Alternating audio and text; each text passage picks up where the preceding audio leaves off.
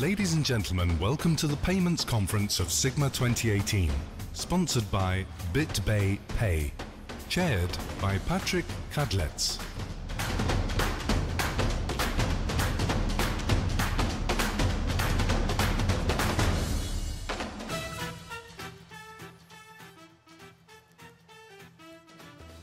Okay, welcome guys. I hope that you have a good night.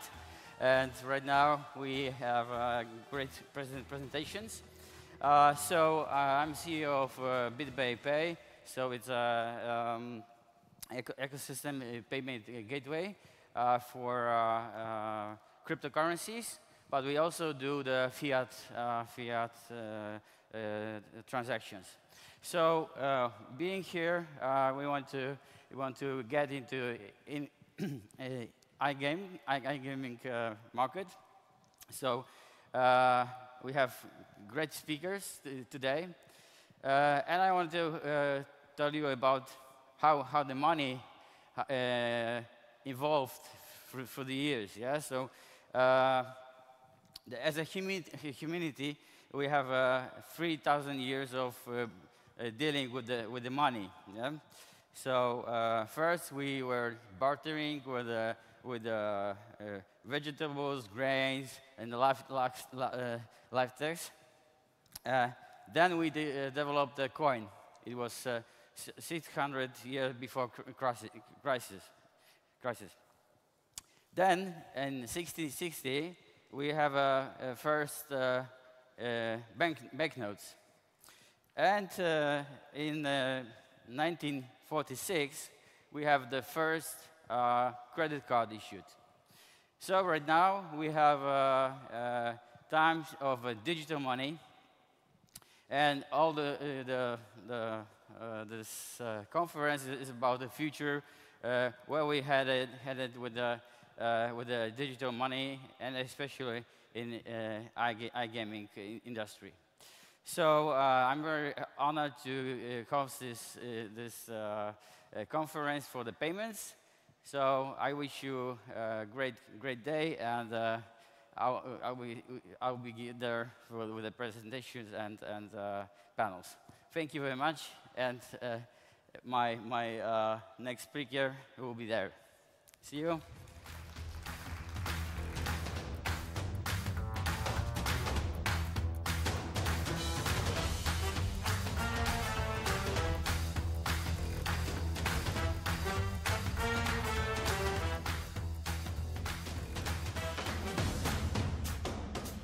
AML, Social Responsibility.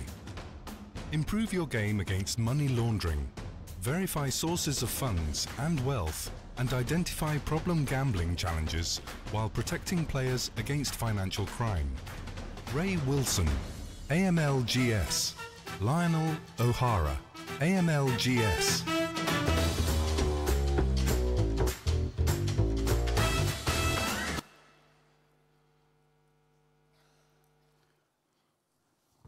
Good morning, everyone. A big well done to all of you guys for waking up early. I'm sure some of you had quite late nights, so well done for getting here early. My name's Ray Wilson. I am here on behalf of AMLGS. AMLGS delivers bespoke in-house financial crime training and problem gambling services for the industry in the UK and across Europe. We're made up of a number of experts from the law enforcement arena, from financial crime itself, within gambling and within other industries and other sectors. We also have clinical specialists embedded in our services, so we're able to deliver our training from a multi-layered perspective. In addition, I myself am an accredited financial crime investigator, an accredited counter-fraud, and anti-money laundering specialist. That's a tongue twister. So yes, today we'll focus on the AML, problem gambling, whether you call it problem gambling, whether you call it social responsibility, or whether you call it responsible gaming. Okay, so one of the reasons why we're here today is because not only have we got experts who have worked in the arena, we've also got experts who have actually laundered, have worked in covert investigation roles for UK law enforcement, infiltrating organized crime groups to understand the trends and techniques they use to launder the proceeds of crime, the ways they try to perpetrate financial crime in the industry. In fact, some of our consultants, myself included, have actually laundered the proceeds of crime for these organized crime groups in gambling establishments, both online and land-based. Okay, so it's clear now, really. It is really clear that the regulators are not playing games. This light touch approach that we had a few years ago is no longer the way. Even today, if you've seen the UKGC's website, there's been announcements about further regulatory action. If we've seen the action since January 2017, we've had 18 regulatory fines for operators in the UK and in Malta, jurisdictions for failings around AML and problem gambling. And the reason why these failings are being quite harsh is because I believe a lot of these failings were easily identifiable and easily preventable if the correct measures were taken. But I won't focus on the negatives. I will focus on the positives and how we can move forward. I think we've been butchered and badgered with all the negatives and all the failings as an industry. So today my focus will be about the positives and how we can move forward to get things right as an industry. First and foremost, there are a lot of positives, a lot of operators who are doing the right thing. Like I said, you guys are here first thing bright and early this morning, which shows there's an interest. There's an interest for people to know how they can improve their business. We engage with more and more operators, so that shows that there's a real key interest in how, as an industry, we can move forward, we can improve. But we can't sit here and sweep things under the carpet. I can't stand here and lie to you any longer. Public confidence in the industry is at an all-time low. And that's because we have, as an industry, been failing our customers around problem gambling, around AML. So what I'll do is I'm gonna kind of just cover a few things and areas where it has been going wrong, and then move on to how we can put a few steps in place to make sure it goes right. Because there is time. There is time to kind of get things right. There is time to regain that public confidence, to rebuild your brand if you've had some reputational damage, so to speak. And if we kind of focus now compliance, the mindset of not a limitation of our business, but what we can actually do within a framework to achieve commercial success, then we're going to stand in a good position to go forward and thrive as an industry. So quickly, I'm going to list 3 main common areas where it's kind of been overtly going wrong. The first area, for you guys to jot down and note if you feel like you need to, is lack of knowledge around source of funds and source of wealth. When we go into operators, when we see the regulatory action, it's quite patently obvious that a number of compliance staff, a number of individuals, key individuals in businesses, don't actually know what source of funds are, or don't actually know the difference between source of funds and source of wealth. We have some people in compliance teams, in due diligence teams, saying, okay, someone's source of funds are legitimate because it's come from a bank. That's a remittance. That doesn't assure that somebody's source of funds is legitimate. So we have to go and change our approach and really assure that somebody's funds are legitimate, or in any case, possibly illegitimate. It's vitally important that all staff in the business understand the nuances between source of funds and source of wealth. Just because somebody is worth 10 million, if they come to the business to try to transact for 100,000, it doesn't mean that 100,000 is legitimate because they're worth 10 million. Okay, you must assure yourself that that specific transaction, okay, is a legitimate transaction. The next key area, probably the area which I'm best knowledgeable in, is kind of the lack of knowledge around adequate completion and adequate submission and the SAR process. So when I say SAR, that's suspicious activity reports for those who don't know, or suspicious transaction reports depending on your jurisdiction. Again, we're seeing examples where we've gone into operators, and more glaringly where the action is shown, where staff don't actually know how to report an internal SAR process, or further still, the MLRO doesn't know how to report a SAR onto the relevant body. Not just not knowing how to report. It's also been a real lack of knowledge around the content, what to include, what's valuable for those agencies you're actually reporting to, what kind of information do they need. Okay, another big problem has been how to manage, for those in the UK, the consent, or what's called now the DAML process, the Defense Against Money Laundering. Okay, we're having a lot of operators who don't understand the process, or if they are asking for consent, are still transacting within the notice period. We might not even know what the notice period is. So once you've asked for consent, you must wait for consent is granted before you do transact with that customer. The next failing, okay, and it's probably the one that's most prevalent at the moment, is the failing to identify signs of problem gambling and act within adequate timeframes. Okay, again, we've seen examples from operators when we do train, when we do engage operators, and from the regulators, examples of the inability to first identify the signs of problem gambling and then act adequately. Okay, these are kind of the three key failings. There's obviously more, there's obviously different, it varies in every business, but these are kind of the three key failings we've seen. I've listed those areas now. What I'll do now is give you some examples of how we can implement things into our business to get away from this, to move forward, to improve this. Okay, we go through this a lot in a lot more detail when we train and we do our reviews of businesses, but for a start for 10, I'm going to list 3 key areas where you can quickly implement into your business in a cost-effective way, in an efficient way, which if you do so, you're going to be able to kind of come against this and counteract that and improve the process in your business. The first point, the first kind of heading is ask the questions early. We're seeing a lot of operators waiting to ask key due diligence information into customers until there's an alert, until there's a red flag, until the triggers hit or thresholds hit. And often that's too late. So you can't really, it's difficult to ask somebody for their source of wealth, source of funds, bank documents, other key information 6, 8, 10 months down the line of a relationship. Ask these difficult questions at the start of the relationship. It's the golden opportunity for you guys as operators to set the standard. If it's a new business, that individual hasn't never been privy to your processes, so you can set the standard of how you guys want to go forward.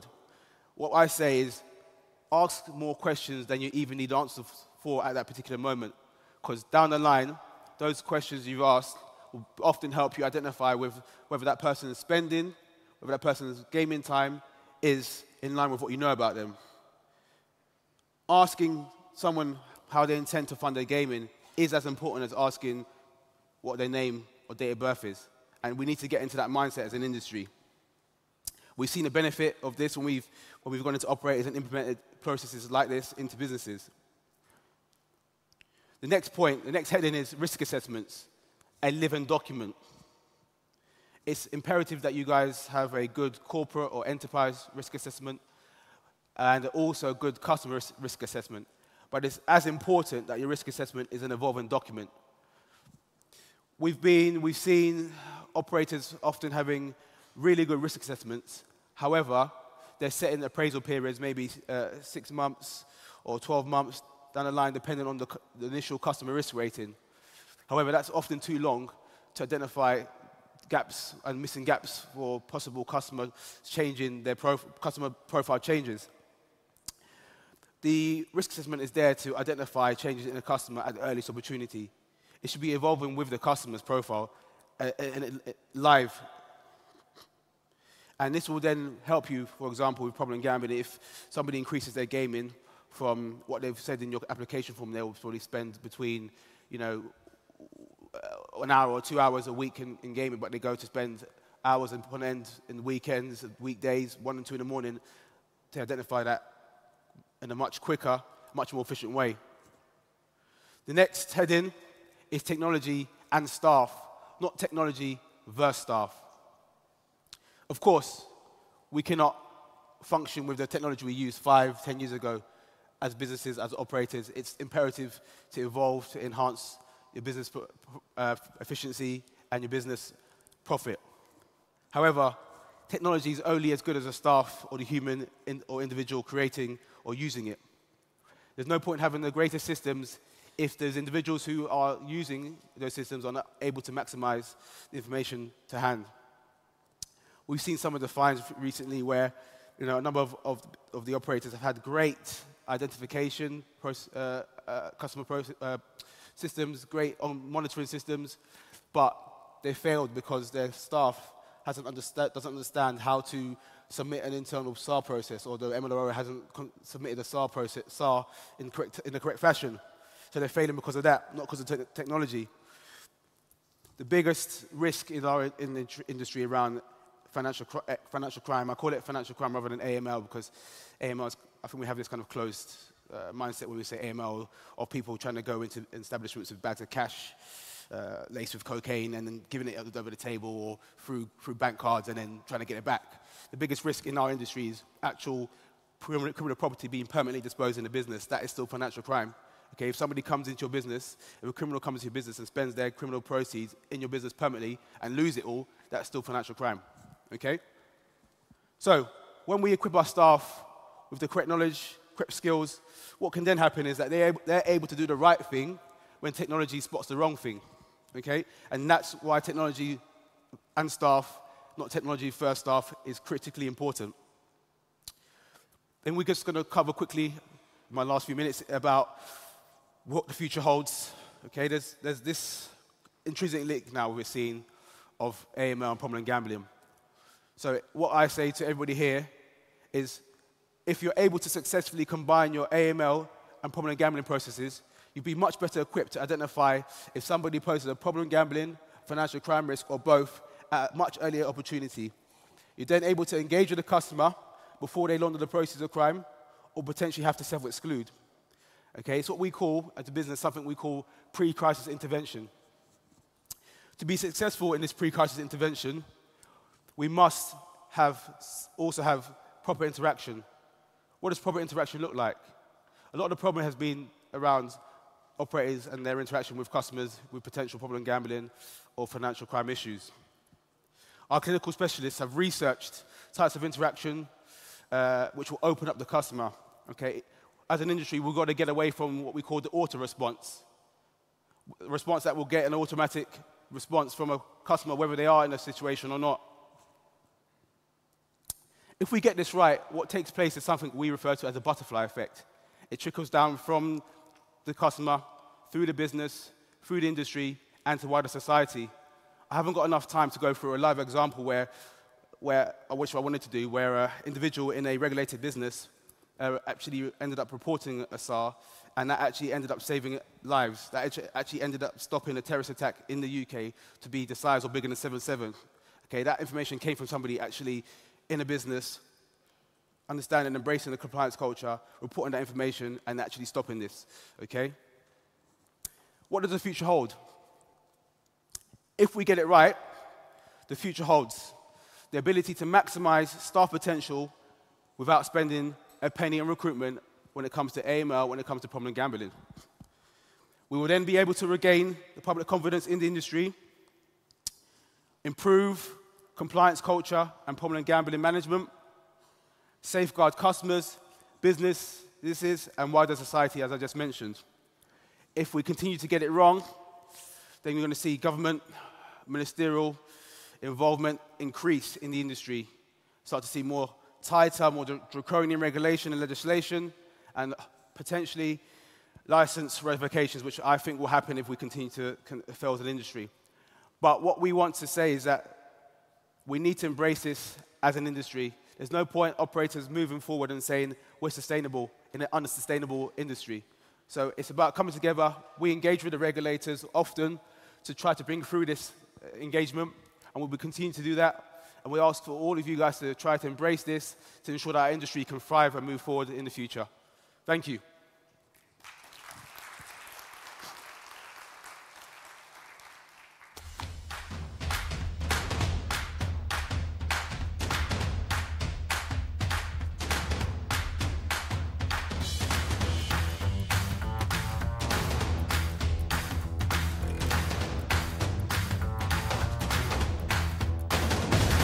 Moving forward with external investment. For Africa to reach its full market potential, External investment and strategic acquisitions will be paramount. What are the common risks? The operational needs of the market? The most relevant areas for investment?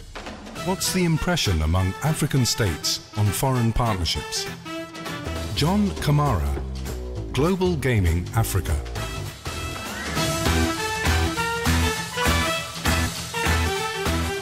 Hello, everyone. Good morning.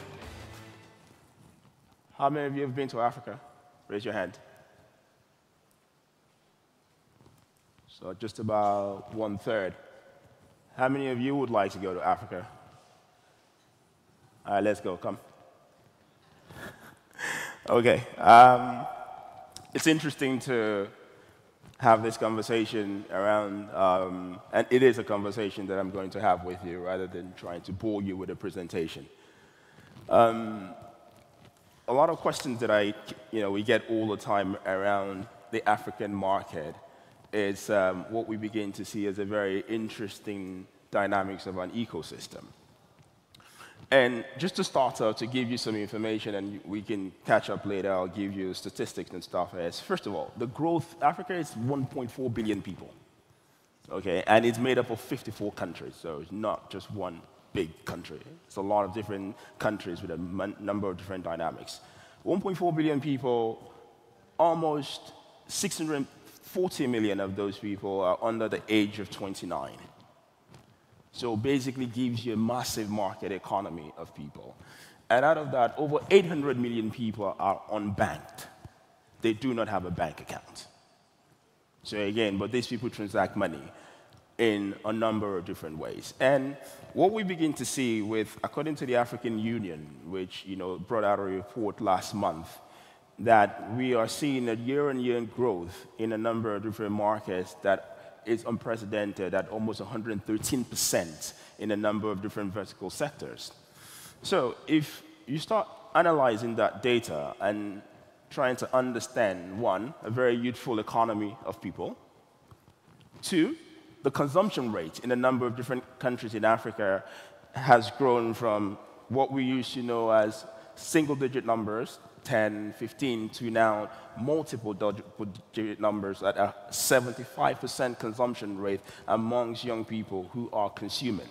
So what are they consuming? This is a very part of the interesting question before you start talking about investment into a market. People are consuming information, entertainment, data, and they're consuming financial inclusion. So when you look at how they consume this information, how they consume this information is here. So the first conversation to have is when you think about any form of investment into Africa, if you're not here, then it doesn't make any sense.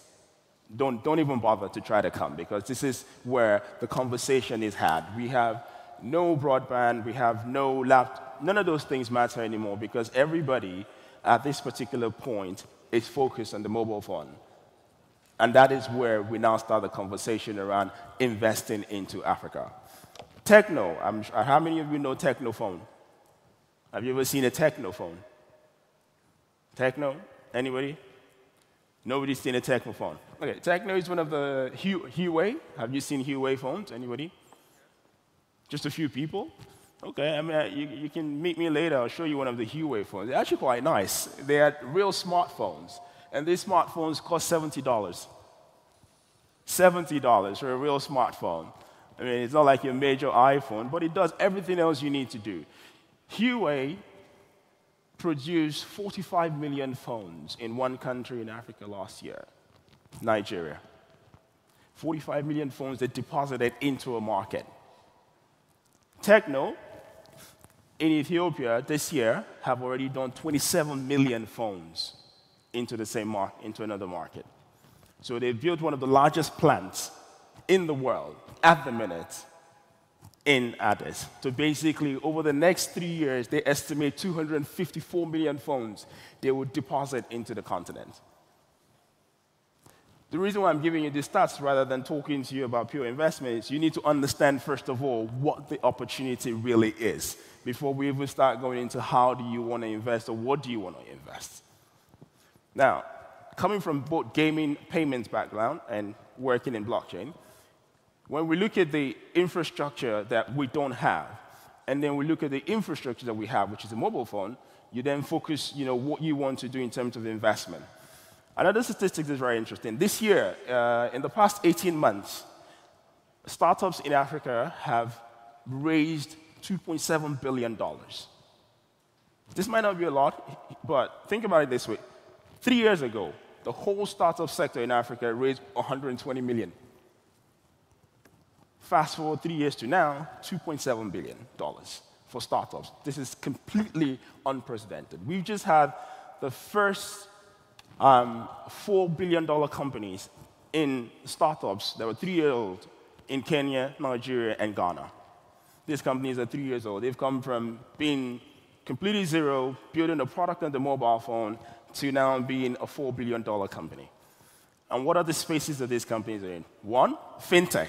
And I'm going to spend a little bit of time on the fintech space. Two, gaming, which is very interesting. And then the third part of it is everything that has to do with technology. But before we go into the fintech space, just again, the thriving youth economy across the continent is something that, when you look at from East, West, South, and Central Africa, the most important thing that you find, the most important decision-making factor to help you decide about investing in Africa is the youth economy that we have. The youth economy that we have in the continent, we estimate illiteracy at about 47% at the minute. So we still have a lot of people who have not gone to school, they don't know, but the important thing, again, all these people are connected back again through the mobile phone. So they have either their service, their lives, their ecosystem, whatever it is that they do on the mobile phone. And it's interesting because the Chinese companies, who are now multiple markets across the African continent, have decoded this value and how to approach these markets. And what we have seen is, WeChat just entered the African market last week, and they estimate they have a projection of $250 billion that they're going to do in the next 7 years. That's a massive organization in China. Alibaba just entered as well last week, and we also had Tencent just got into the market as well too. NetEase, again, all Chinese Asian companies. Very straightforward. Critical mass, opportunity, we're going to go. We're not going to ask too much questions, first of all, because a lot of the things that you're worried about around compliance, they might not have it. End of story. We're not even going to go into what they have or they don't. They don't. But what they do have is an opportunity. So how do you navigate that opportunity? That is the question, rather than, are these people as compliant as I want to be here? It's never going to happen. Because you think about where you were like 20 years ago. What was the compliance level? I'm Irish. I was raised in Ireland. So I know what was our compliance level in Ireland 20 years ago. It was like 0. It was literally where we were as a continent. And having lived in Africa for the past 4 years, and you see the mistake that a lot of European operators or European investors do is they want to go into markets that resemble the markets that they know about. And then they go into a market that is just growing. How do you expect that market to have any semblance to what you know when it's a virgin opportunity? So you can't equate a virgin opportunity to something that's already mature that you know. And that is how you need to look at investment into Africa. And that is how the Chinese companies have been very successful looking at investment into Africa. So go back into fintech. A lot of you have heard about fintech, right? Everybody knows about fintech space, right? Fintech? Okay. Okay, good. So fintech Africa, 3 years ago, the World Bank had a conversation, and they said, look, there's two major markets in the fintech space, Asia and Africa, and to a small extent, South America, that are going to basically drive the financial inclusion model across a number of different jurisdictions. So what then happened was that because a number of people, remember I told you about over 800 million people who are unbanked, but of these 800 million people, close to 70% of them actually do financial transactions on their phones. They do transactions on their phone, but they don't have a bank account. So my other colleague was talking about KYCs and AML, which is a very interesting part of how you understand the dynamics of investing in Africa. So when you look at East Africa, where mobile payments is the largest form of payments, so if you navigate down into somewhere like Kenya, where M-Pesa controls 99% of all mobile transactions in the country.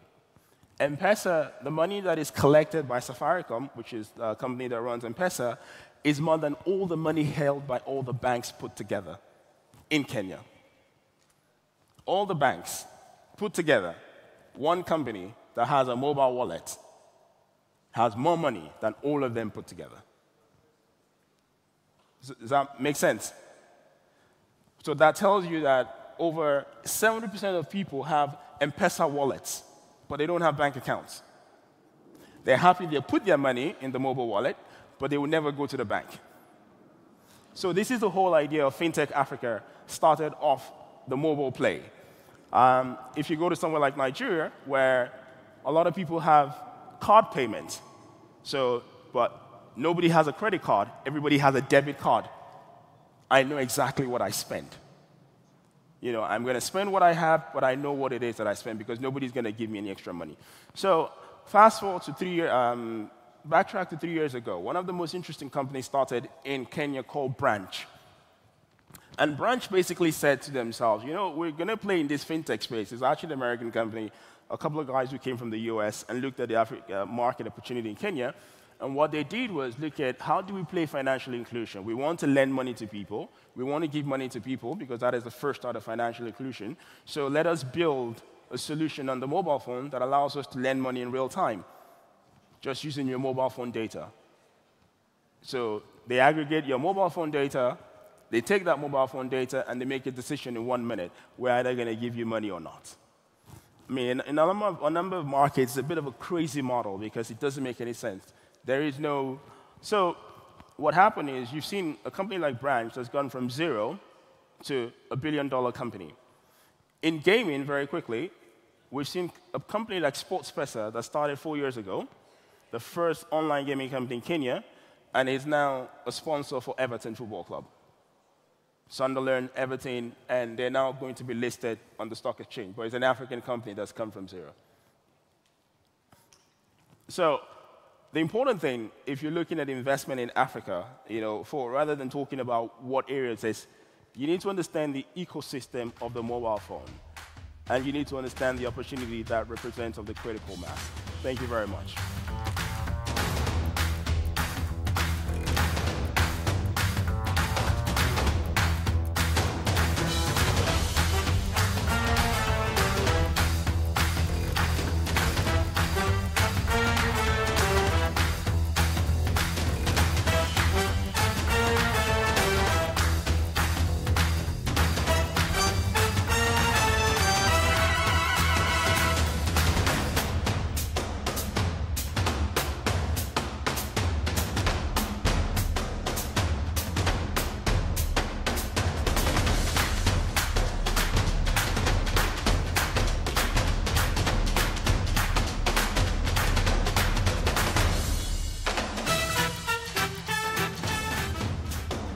Payment and IP blocking in Europe, Asia and the Nordics.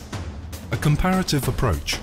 A distinguished panel will explore issues in Europe, Asia and the Nordics on IP blocking versus payment blocking, as well as the current state of competition in the Nordics from .com markets. Ilke Alda Setala, Borenius, Dr. Ola Wiklund, Wiklund Law, Asaf Stiglitz, Odds 1 × 2, Rolf Sims, Kindred, Robert Courtnidge, Moorwand, moderated by Tal Itzhak Ron, Tal Ron Drihem and Co.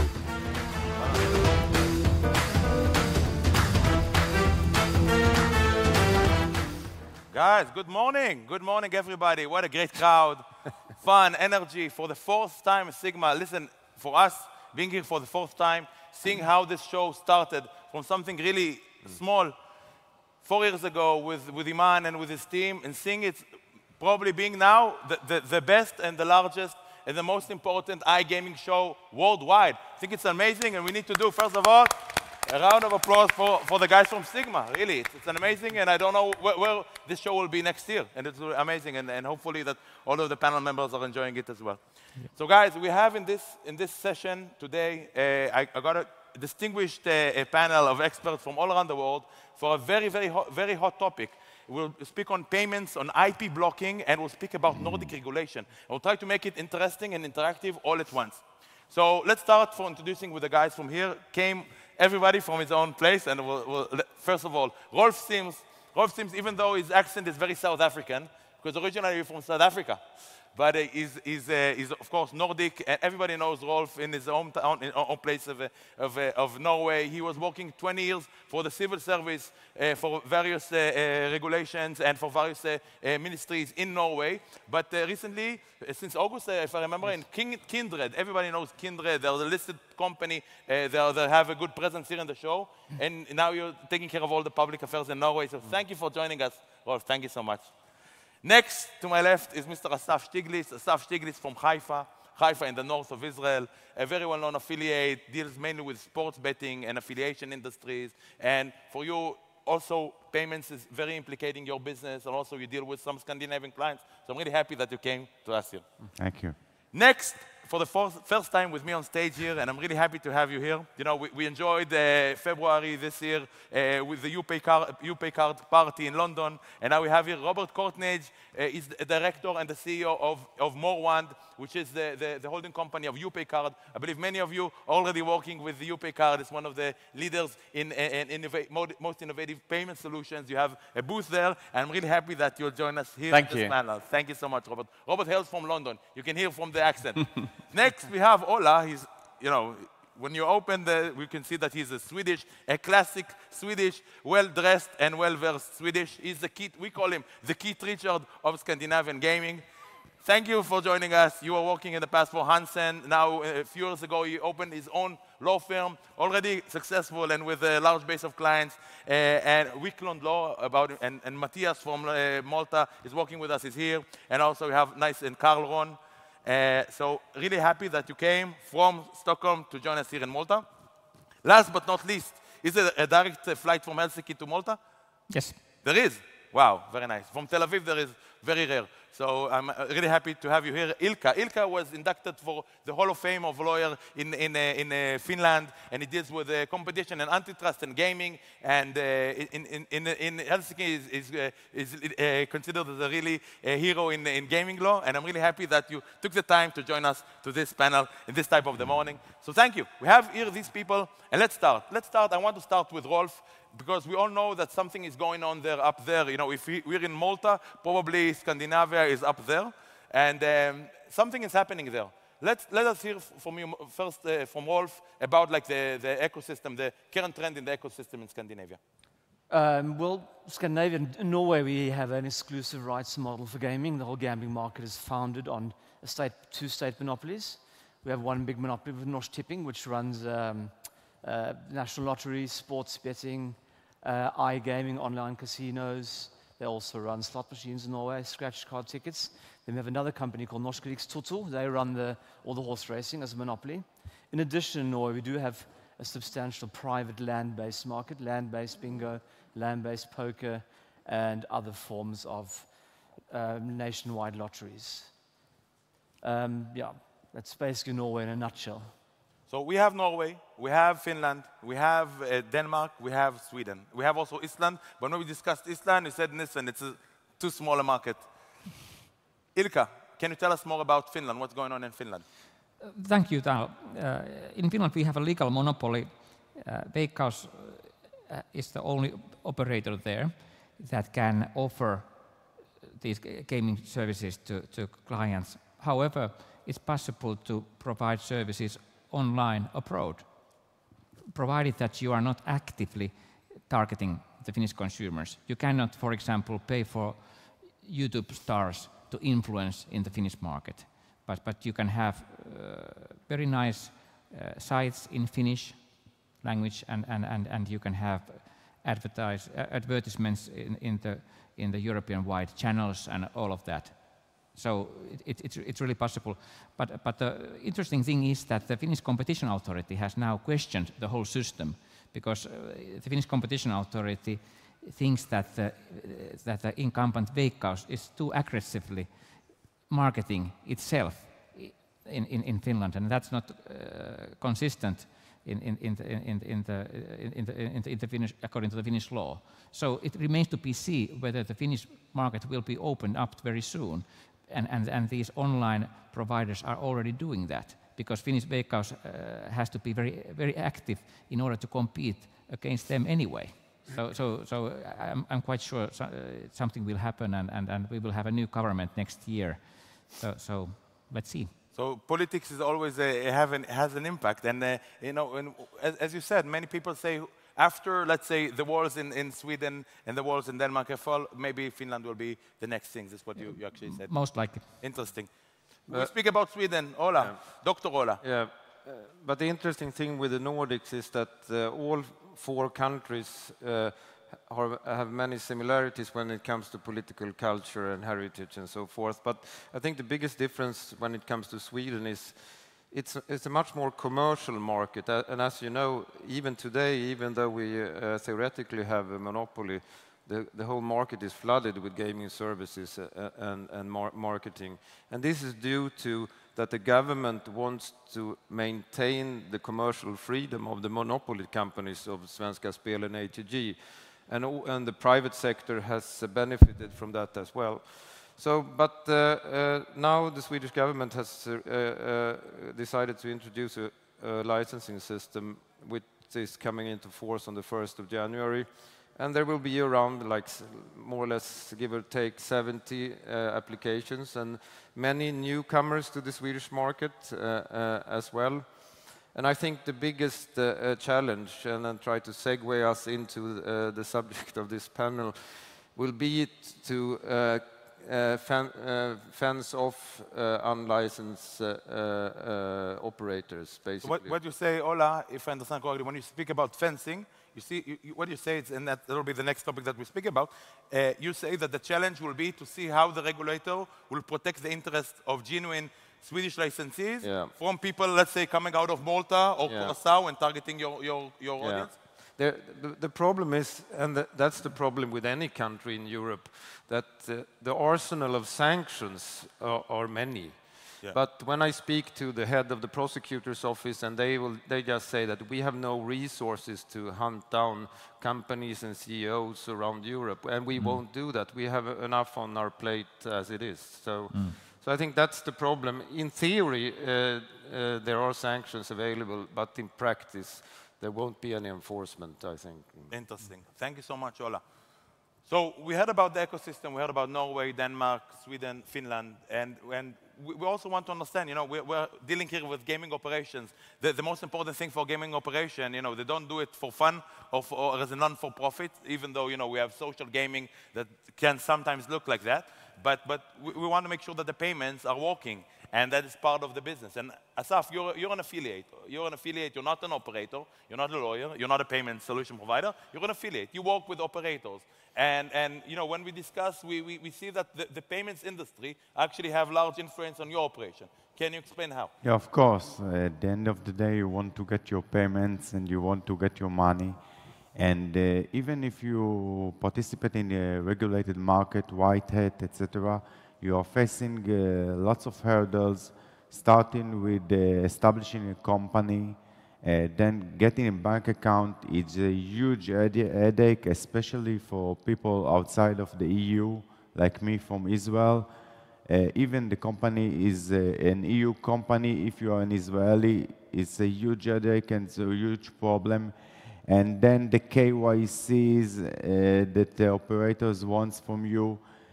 So you find yourself as a white hat affiliate handling a lot of bureaucracy in order to get your payments and your money and your salary and be paid for what you did for marketing experience. Yeah, I remember, Asaf, that you have issues. In the past, it was much easier. An affiliate can open a company in Seychelles.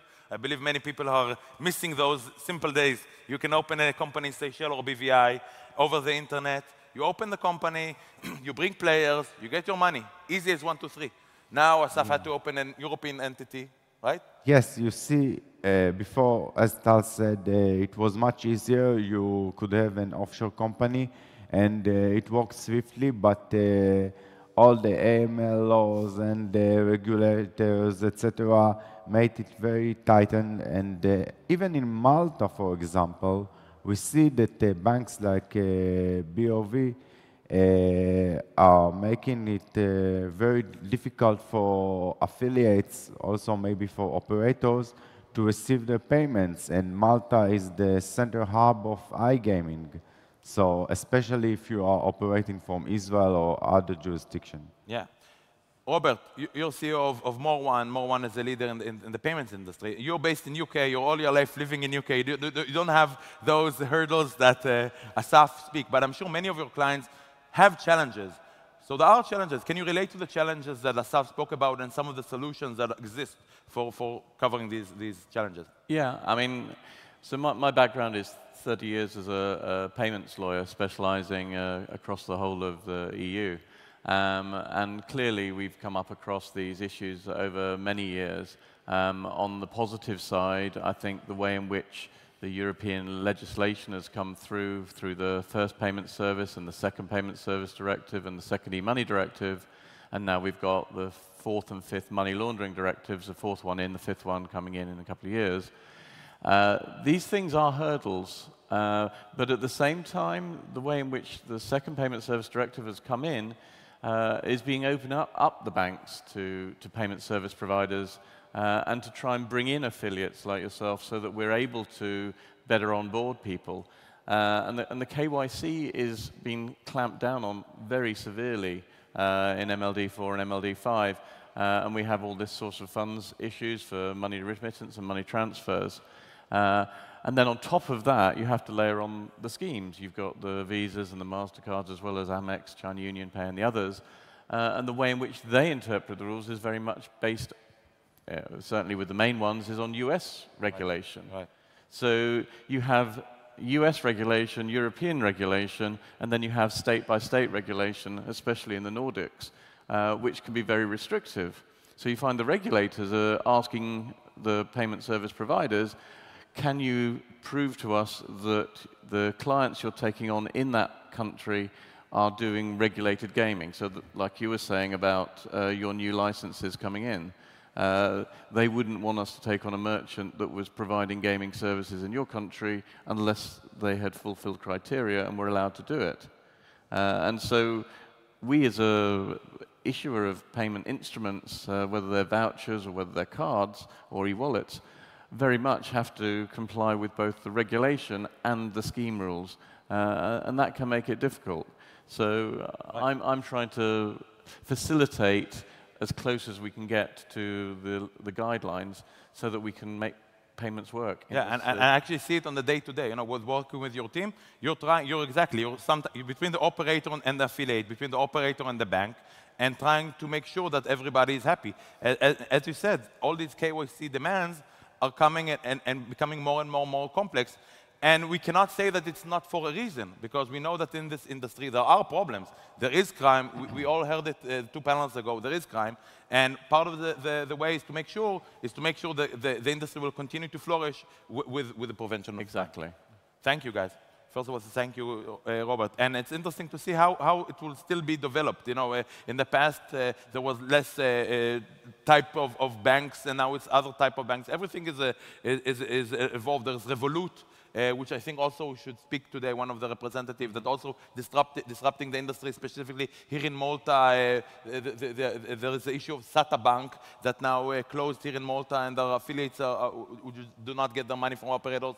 And lots of new hurdles, but as we all know, they're all hopefully to come to a solution and to overcome it. I just want to comment that KYC, of course, is essential and very important. But you see a large difference between regulated operators.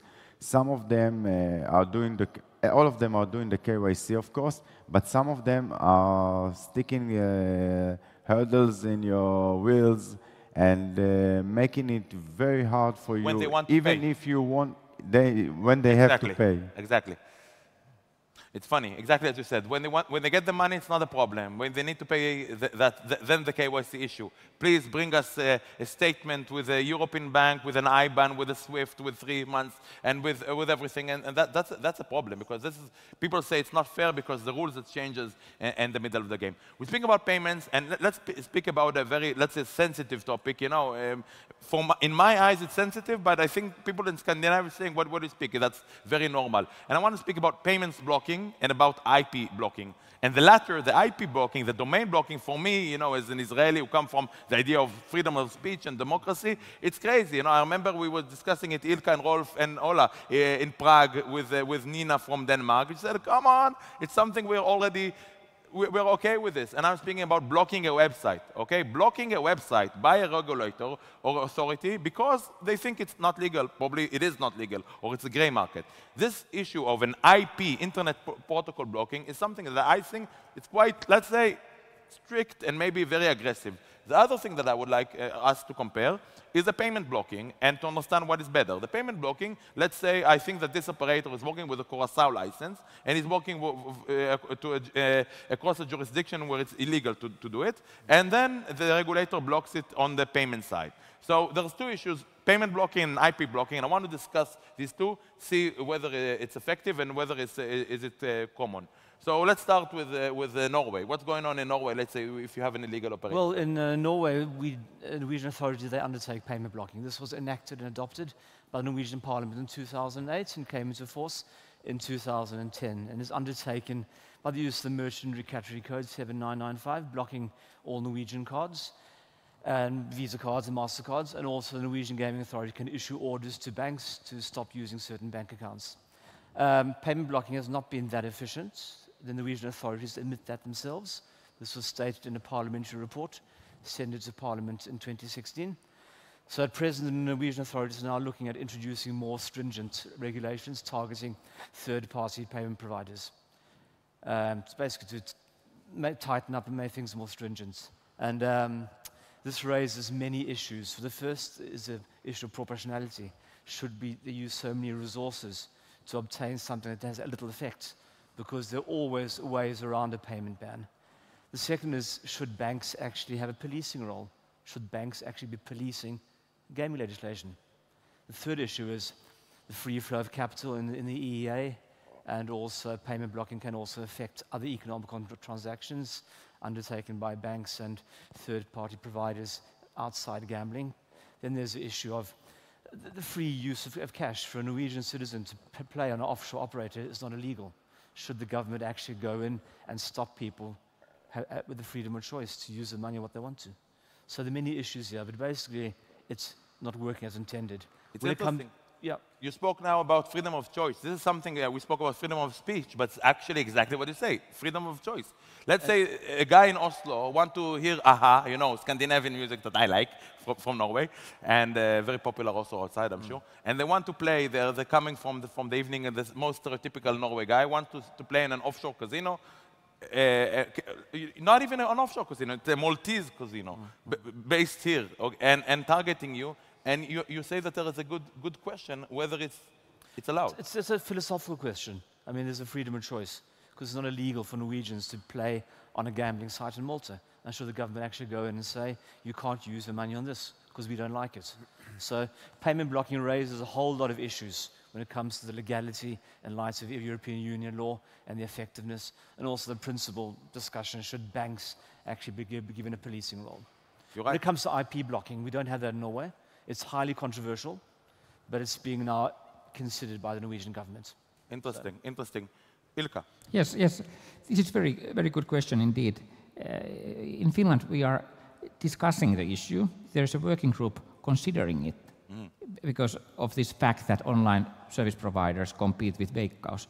But it will be very interesting to see what will they come up with. And as I told you, we have this legal monopoly of Veikkaus, and there's one exception to that actually, and that's island of Åland Island between Finland and Sweden. And there we have special regulation where they have licensed PAF to provide services in the island. No. And actually, they provide it in Finnish, and major bulk of their customers are from mainland Finland. So if we were to introduce IP or payment blocking, that would affect island of Åland and PUF directly, and that's politically very, very difficult, would I say. And of course, we have constitutional issues as well, because it affects your freedom of speech and all that. So I'm quite. I would presume that we will not have IP or payment blocking in the near future. Very interesting. Robert, you're a payment solution provider, and you know, probably for you it's very strange, exactly as Rolf said, that a payment solution will be a policeman. What do you think about this, you know, trend to see companies like you to become the policeman of the industry? So there's, as I say before, there's two things. There's one, you're a policeman on behalf of the schemes, because the schemes will give you massive penalties if you breach their 8995 code. And then secondly, but less strongly, as you both said, because the regulators just do not have the bandwidth to deal with this, you have the breach of the local regulation, so in the country you're in. But in the UK, the same. The FCA won't even look at anything unless they've got at least 6 complaints. They're just so busy. And at the moment, we're spending all our time dealing with Brexit anyway, so they can't even think. So, yeah, it's unlikely that the regulator is going to come down on you, but it's highly likely that the schemes will come down on you. And they impose ridiculous penalties. Unbelievable. And you have no control over it, except now in the UK, we have something called the Payment Systems Regulator, which nowhere else in Europe has got. It's a new thing. It's part of the FCA. What is that? Well, it's been set up. It's like another regulator, but it regulates the schemes. And it's the first one. I've had meetings with them, and if the schemes are doing something wrong or they're out of kilter with competition, the PSR will actually go in and take action against them. They have rights to take action against, and it's the first regulatory body that can take action against the schemes. Yeah. I met them 2 years ago, or 1.5 years ago, in the Pay Expo in London, and I was shocked that there's something like this exists, and hopefully in other places it will be also introduced, because, you know, there's so many new things. There's, you know, you go outside, you see new PSPs accepting Bitcoins, okay? It's a new thing. You know, we have companies like Jupiter getting Bitcoins and converting them to operators. We have Trustly with Pay and Play now with new, it's new things, and there should be like new methods to make sure that everything works and become, because each service like this has new advantages. And Ola, you know, we discussed it before, and I told you, listen, what's happening there in Sweden is interesting. It will have also impact on the ecosystem itself. Yeah, but if you discuss geo-blocking or IP blocking and payment blocking, there are two different political concerns surrounding them. As Rolf said, when it comes to geo-blocking and IP blocking, that's a constitutional issue and a question of democracy. And enshrined in the Swedish constitution, as in the Finnish and the Norwegian and the Danish, it's the freedom of the press and it's the freedom of expression, of course. So geo-blocking is ruled out in Sweden. The only very cute little thing that they're asking the internet providers to do is to have a warning sign, you know, on unlicensed operators. A cute little warning sign that would actually probably attract. Where, in the footer? Yeah. In the footer? Or No, somewhere on the web page. Somewhere on the web page. I like that idea. So that will probably attract more players, you know, than to be an obstacle. But the interesting thing, I think, Sweden is very hesitant to create obstacles to trade, since we are like had an internet penetration of over 90% for many years. That's one thing. And when it comes to geo-blocking, we just can't risk that geo-blocking will catch information that is constitutionally protected. And I think that's the story. But when we introduce the new licensing system the 1st of January, there will be a pretty awkward possibility for the gaming authority to go to the court and ask for a payment blocking. But it's not criminalized. If you break the payment blocking, you can be, you have to pay, I think the top sum is 50 million Swedish kronas. Yeah. Which is like 50 million? It's 5 million euros. Okay, not a big deal. No, not a big deal. Interesting. Not a big deal, but if you compare it to the GDPR fines, probably the GDPR fines are better. Guys, it was a pleasure, and we're just running out of time because we started a bit later. Any questions from the audience, guys? We still can have, even though yesterday we were here, everybody was shy, to raise their hands. Do you have any questions? We have great people that not normally are here in Malta. Any questions regarding payment blocking, IP blocking, Scandinavian? You have your leading experts that you can ask.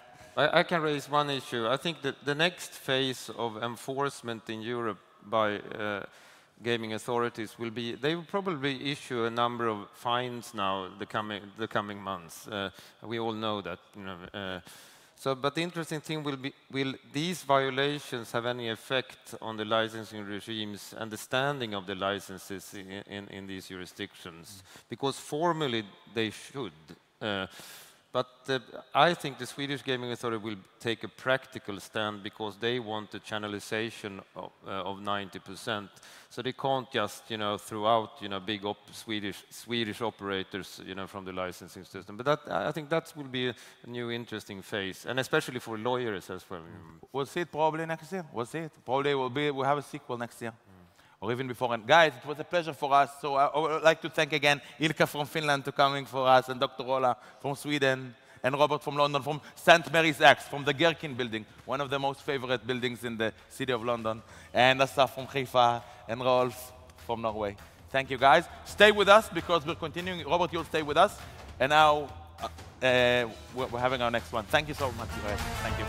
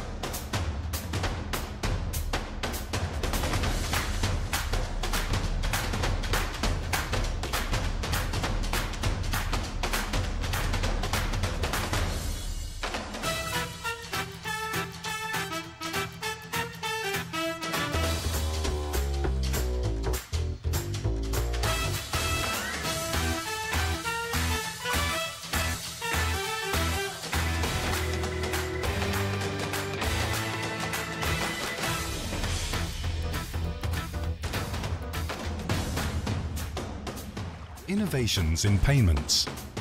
Fasten your seatbelts. Learn more about the trends and solutions in payments with this animated fireside chat. Tal Itzhak Ron. Tal Ron Drihem & Co. Robert Courtnidge. Moorwand.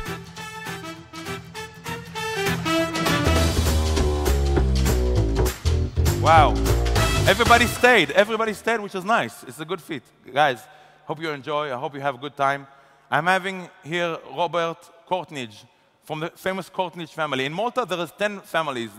I already counted them. The Azopardi, Attard, Kushkeri, Camilleri, and in London there are so many. And how many Courtnidge are there?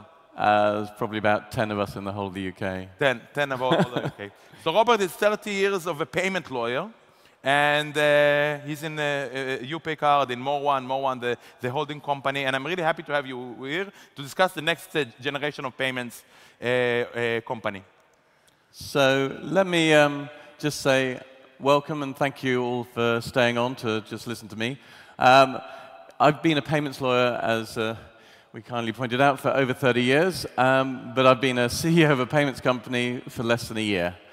My view on this is we've got to try and create something better in this industry.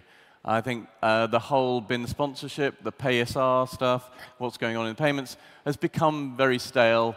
And we've got so much new innovation coming through. We've got the blockchain, we've got cryptocurrencies, we have fantastic regulation coming through in the Second Payment Services Directive. We've got some tricky legislation in MLD4 and MLD5. And then, of course, we have GDPR and crypto security, which are coming up to try and trip us over.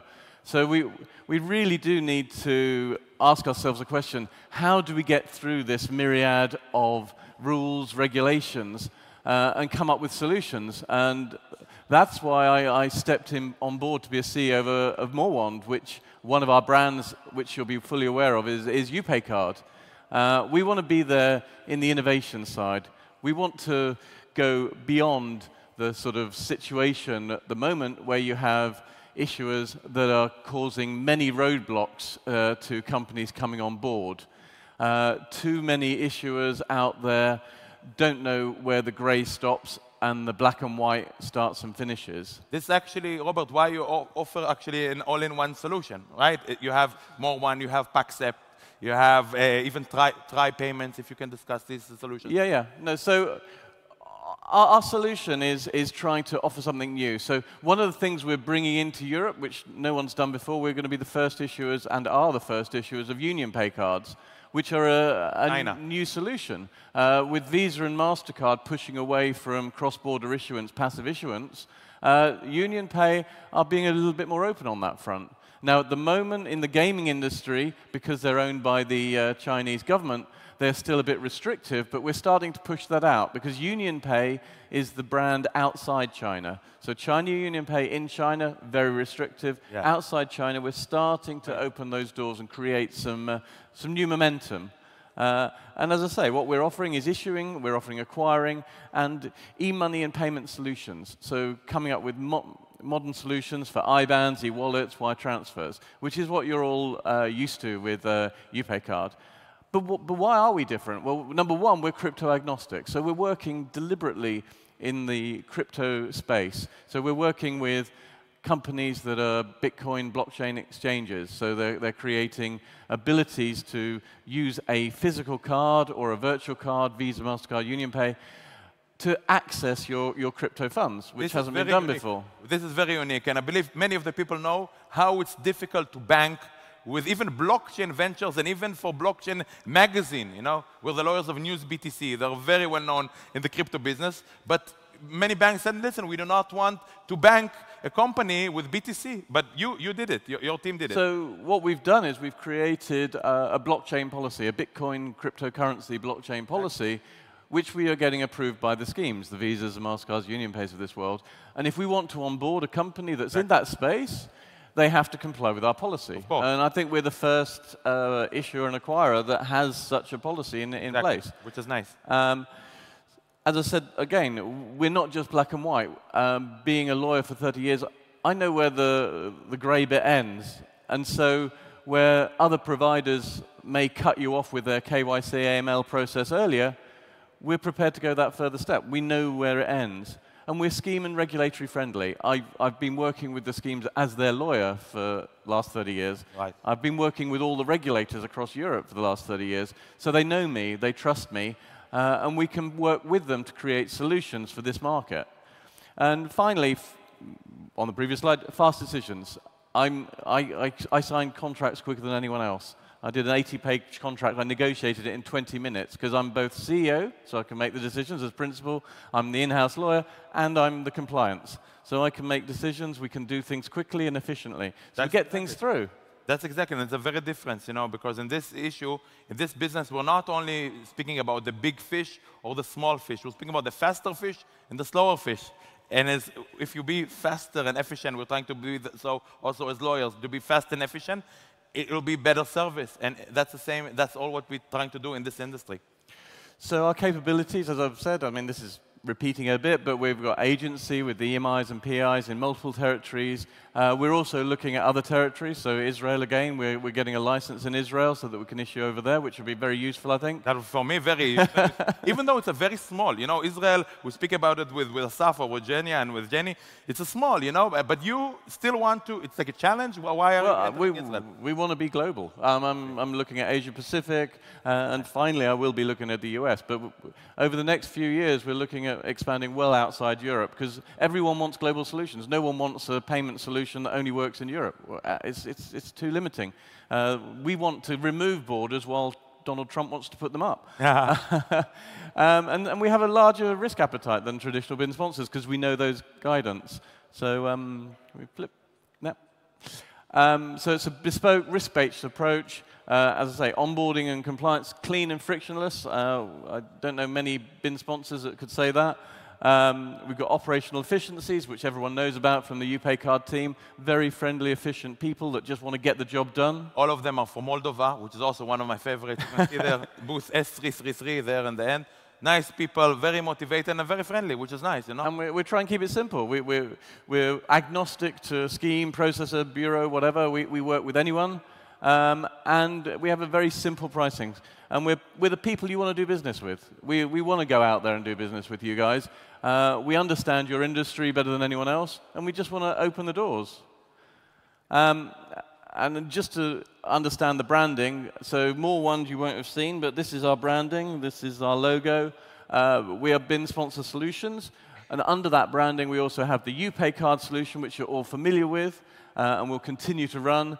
And then we have a new brand called Paccept, which is a merchant acquiring solution. So we have 3 different solutions. And all in-house. And you have also, you didn't mention it, but something that some of my friends and some of my clients actually use is what has been originally known as Finance Wand, and now they call it a Tribe Payments. So Tribe Payments is a brand new processor that's originally finance-wide, but it's come through, and it's the first processor for the whole of Europe to do UnionPay. So we're working together with Tribe, and you'll hear a lot more about Tribe next year.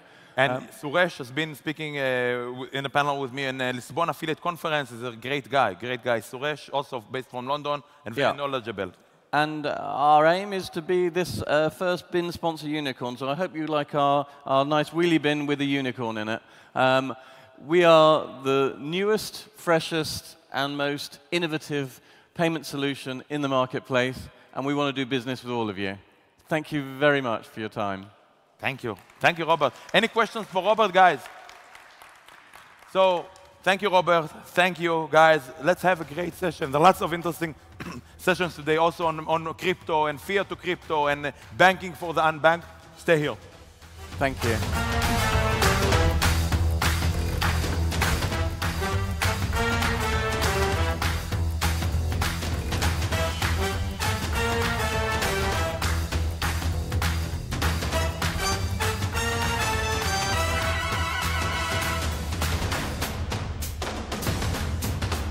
Payment challenges within high-risk industries.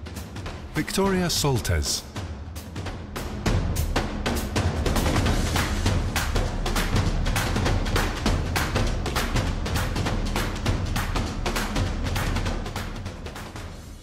Hello, everyone. Thank you very much, SiGMA, for having me, and thank you for all of you who attend to this payment meeting. I will have a couple of words about the payment challenges within the high-risk industries. I think it's a very common subject, and many of you are very interested because we are all working within the high-risk industries, and the banking possibilities and the payment service provider possibilities are always limited for us. So, a couple of words about me. I used to live in Cyprus for the last 10 years, and in Cyprus, just as in Malta, the leading businesses are always the high-risk ones. I've got 13 years of international experience with tax and finance.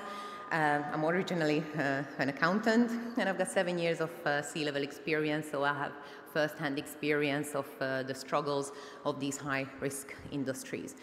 I used to teach in the university as well, lecturing financial subjects, and my main experience, what I really specialized at the last couple of years, is actually the high-risk companies. I've got clients from non-regulated investment firms, forex companies, binary companies.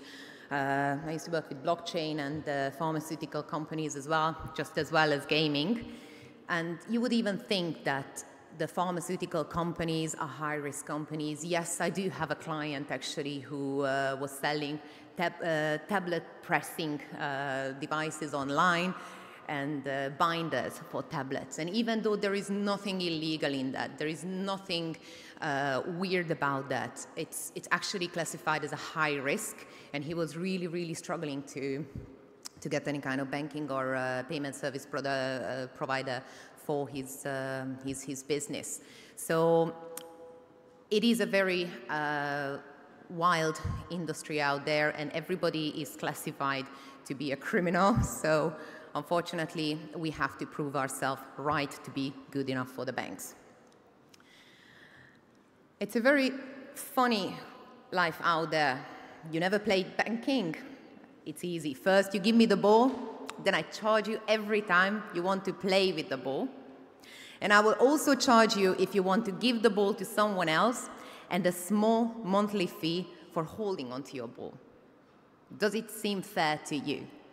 If you actually explain this to anyone out there, everybody would say, no, what is going on? This is just so unfair. Although this is exactly how banking is working. The banks are actually working nowadays more likely against you than with you. So the bargaining power has changed completely. Today, the banks select their clients, not the other way around. So what is going on? Basically, the carrot is eating the rabbit, right? The bank is no longer a service provider. The bank is doing us a favor to have us as a client. And we have to work with banks because we are running an online business, so we cannot actually base our income on a cash-based economy. So what we have to do as a high-risk industry to be fulfilled with all the specifications and the requirements for the bank, first of all, we have to deal with security. Everybody heard about that, the PCI DSS. If you're accepting cards online or offline, you have to either work with a PSP, you have to, or you have to get a certification on your site. You should prove yourself that you're good enough to monitor and audit your systems periodically. You should prove yourself that you are trustworthy enough to collect all the data for your clients and handle those data. You are the one who has to pay money to prove yourself that you're good enough to handle all that data. It's all your cost. The second one is the fraud and the chargebacks. How much we spend to actually identify the fraud, try to find against the chargebacks, try to prove out to the world that, yes, I am a legitimate business. I earn this money with good intentions. You spend a lot of money actually just to integrate new systems within your business. And it's all your cost. All those cross-border transactions are extremely difficult and very expensive. It's not unusual that if you're expecting payment from some other country, even other continent, they are charging you up to 10%. How is it fair? It's very, very demanding. And all these integration is very hard because the national bankings cannot really deal with the integration of the cross-border payments. The next one are the rapid changes. You should be always up to the speed, up to the level of dealing with the new requirements. What happened with the dollar? At one day, you can accept dollar payments, the next day you cannot because of the political changes. Again, it's your responsibility as a business owner. And finally, the technical integration. Again, how much money do we spend just to actually reconcile the different systems? You have to get your PSP, your gateway provider, your bank, the acquiring bank, and your own system lined up and investigate all the differences. Again, it's your time, it's your cost, because it is your money. So the PSP and the gateway providers are working through a four-way communication. First of all, you're the merchant. Everybody goes through your merchant website. The customer is having a communication with you. However, at the background, you've got the payment gateway, which is communicating with the PSP, which is communicating with the acquired bank. So the communication are so many ways, so many opportunities to get it wrong. If one communication channel has some issues with it, imagine by the time the circle gets around, how does it affect you as the merchant?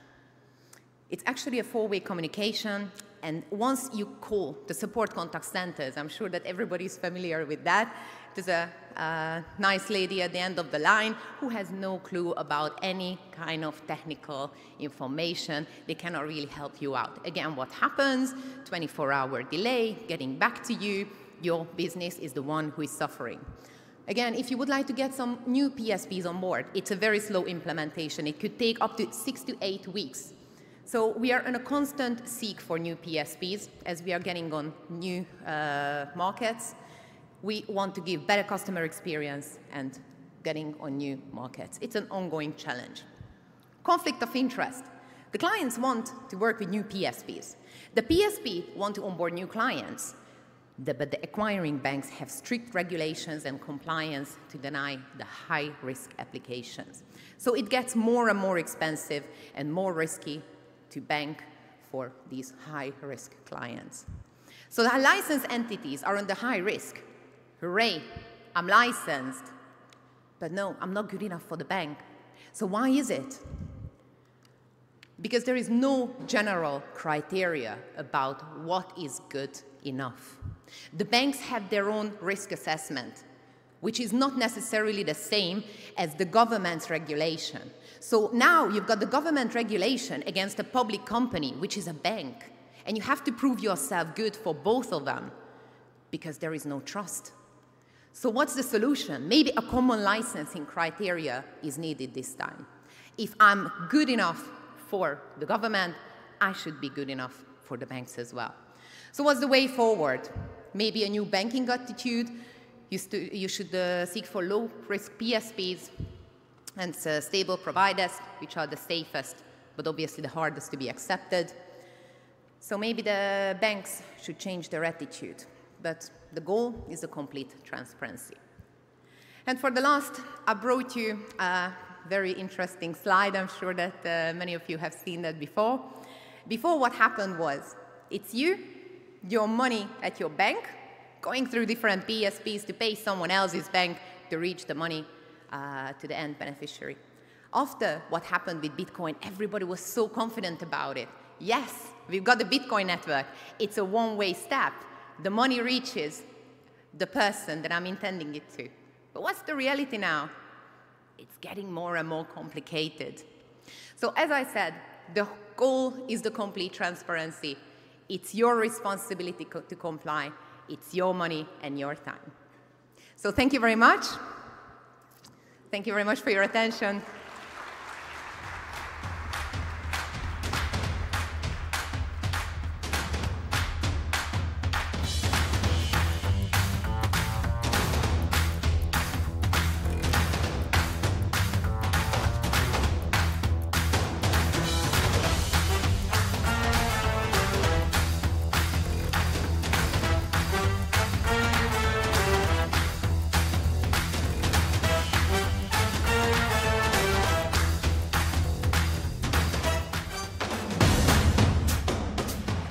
IPO versus ICO, opportunities and challenges. Let's explore what an IPO and ICO bring to the table and how regulation and due diligence can influence investment strategies. Adam Kostyan, Nasdaq. Patrick Kadlec, BitBay Pay. Moderated by Joachim Faulkner, Baker McKenzie's.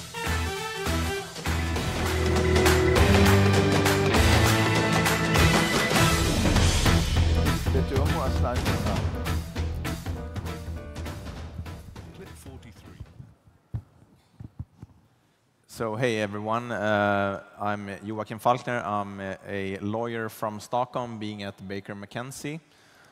A bit uncertain whether we have slides to access, but otherwise let the gentlemen here introduce themselves. Yeah, so Adam Kostyan, I head up our listing franchise for Nasdaq. So in Europe, Nasdaq acquired the Nordic exchanges in 2008. So I run and operate the listing business for those 7 markets in the Nordics, and also European companies going to the US. And of course, this iGaming, or rather the iGaming sector, has become a key sector for us on our Nordic exchanges, or primarily Stockholm. Okay, my name is Patrick Kadlec. I'm the CEO of BitBay Pay, which is a part of the group of BitBay, which is also exchange, crypto exchange. Yeah, so we came here to talk about the ICOs because we see that from the perspective of listing those tokens. Yeah, so it's a good pleasure to be here. Yeah. Great. So should we structure this that, Adam, could you please just tell us about what is Nasdaq doing on Malta, and what do you bring to the table? Absolutely. Maybe I'll see if I have some slides which I can refer to. Maybe they can put them up on the screen. If not, then basically, I mean, one thing that I was reflecting on when I stepped on stage here is that who would have said that Malta would have become the natural center for iGaming several years ago? I think it's been a fantastic development for this market. It's been very adoptive, quick to adopt this sector, very pro from a regulatory point of view. And then the same thing goes for Stockholm or the Swedish market, where essentially that has become the natural hub for this sector on the public markets. We've seen a fantastic development over the years in terms of a number of operators where the know-how has spread very rapidly amongst the different peers, and there's a fundamental critical mass of operators in this space. And as these operators have grown, both in terms of providers of technology, but also operators in the space themselves, we've seen them take on the public markets. And when in 2012, when I stepped into this role, we were still discussing, should Stockholm be the natural place to list? Is it London? Why? Etc. And what we've seen is, since 2012, independent of the sector, we've listed 500 companies. And really what is at the core is that we are able to list small, medium-sized growth companies and take them on into the public markets and give them access to capital, give them access to visibility, give them access to liquidity, not only on the day of the IPO, but on a continuous basis. And this sector was very quick at adopting that opportunity in the public markets. We saw that with Unibet, we saw that with Betsson, and now in the latest wave with providers such as Evolution Gaming, Leo Vegas, and we've also started to see international operators starting to look at Stockholm as a natural hub. So Aspire Global from Israel listed on Stockholm and has really outperformed the markets and has a strong buy in the market right now. And I just met Motti and talked about this, where he finds that the Stockholm market not only has a strong equity culture and an understanding of how to support companies and lists on the market, but now also has sector expertise. So you have a critical mass of peers, you have a critical mass of investors, analysts, etc., that really make this an ecosystem which is competitive not only from a Nordic point of view, but on a global point of view. So really today we are the largest market in terms of number of listed companies in this space, and we're seeing a continuous inflow of companies wanting to list in Stockholm, both from the Nordics and also internationally. Yeah, great. And let me just echo that. Obviously, looking at this from a legal point of view, we're two Swedish guys sitting on Malta, and we've done the IPOs of Leo Vegas, been involved in Mr. Green, Catena Media, Aspire Global. Obviously, companies with either being Maltese issuers or having significant Maltese operations. So it seems like the road is really open between Malta and Sweden, not only from a legal point of view, but also from a commercial point of view. Do you agree on that, Adam? Yeah, I agree. I think not many would have forecasted, Brexit taking place. Let's see if it happens, and in what form it happens. But certainly that uncertainty that has surrounded that decision process has not been favorable for the IPO market overall in London. And what we're seeing now is that growth companies are really trying to explore the IPO route as a strong alternative. And when they see their peers, and of course the critical base that you have here, a critical mass of companies, when you see your peers listing on other markets, you start exploring, could that be an alternative for yourself? And I think the Swedish market has started to become very receptive, not only for Nordic opportunities, but for international opportunities, because they see the opportunity in the sector, they understand the sector, and they want to find the best companies in that sector, and they want to bring them to the local market, which is Stockholm, where we have both a growth market, Nasdaq First North, with slightly less regulatory environment, and then we have the main market. And the interesting thing is that we've had 75 companies transition from the growth market to the main market over time. And I think in particular with this sector, I think with the overall regulatory sort of scrutiny that's coming into this space, I think the fact of being a listed company actually adds to the credibility for that long-term play. In addition, I think the other factor which I think is developing in this space, which is natural development, is consolidation. And the fact that you have an asset like an equity, it puts you in a position to really be an acquirer, or potentially as a visibility in terms of the results that you're performing to be acquired. And we're seeing that now with Mr. Green having a bid on itself from the UK. And we're seeing other providers that are listed with us making acquisitions. So it's really a platform for growth.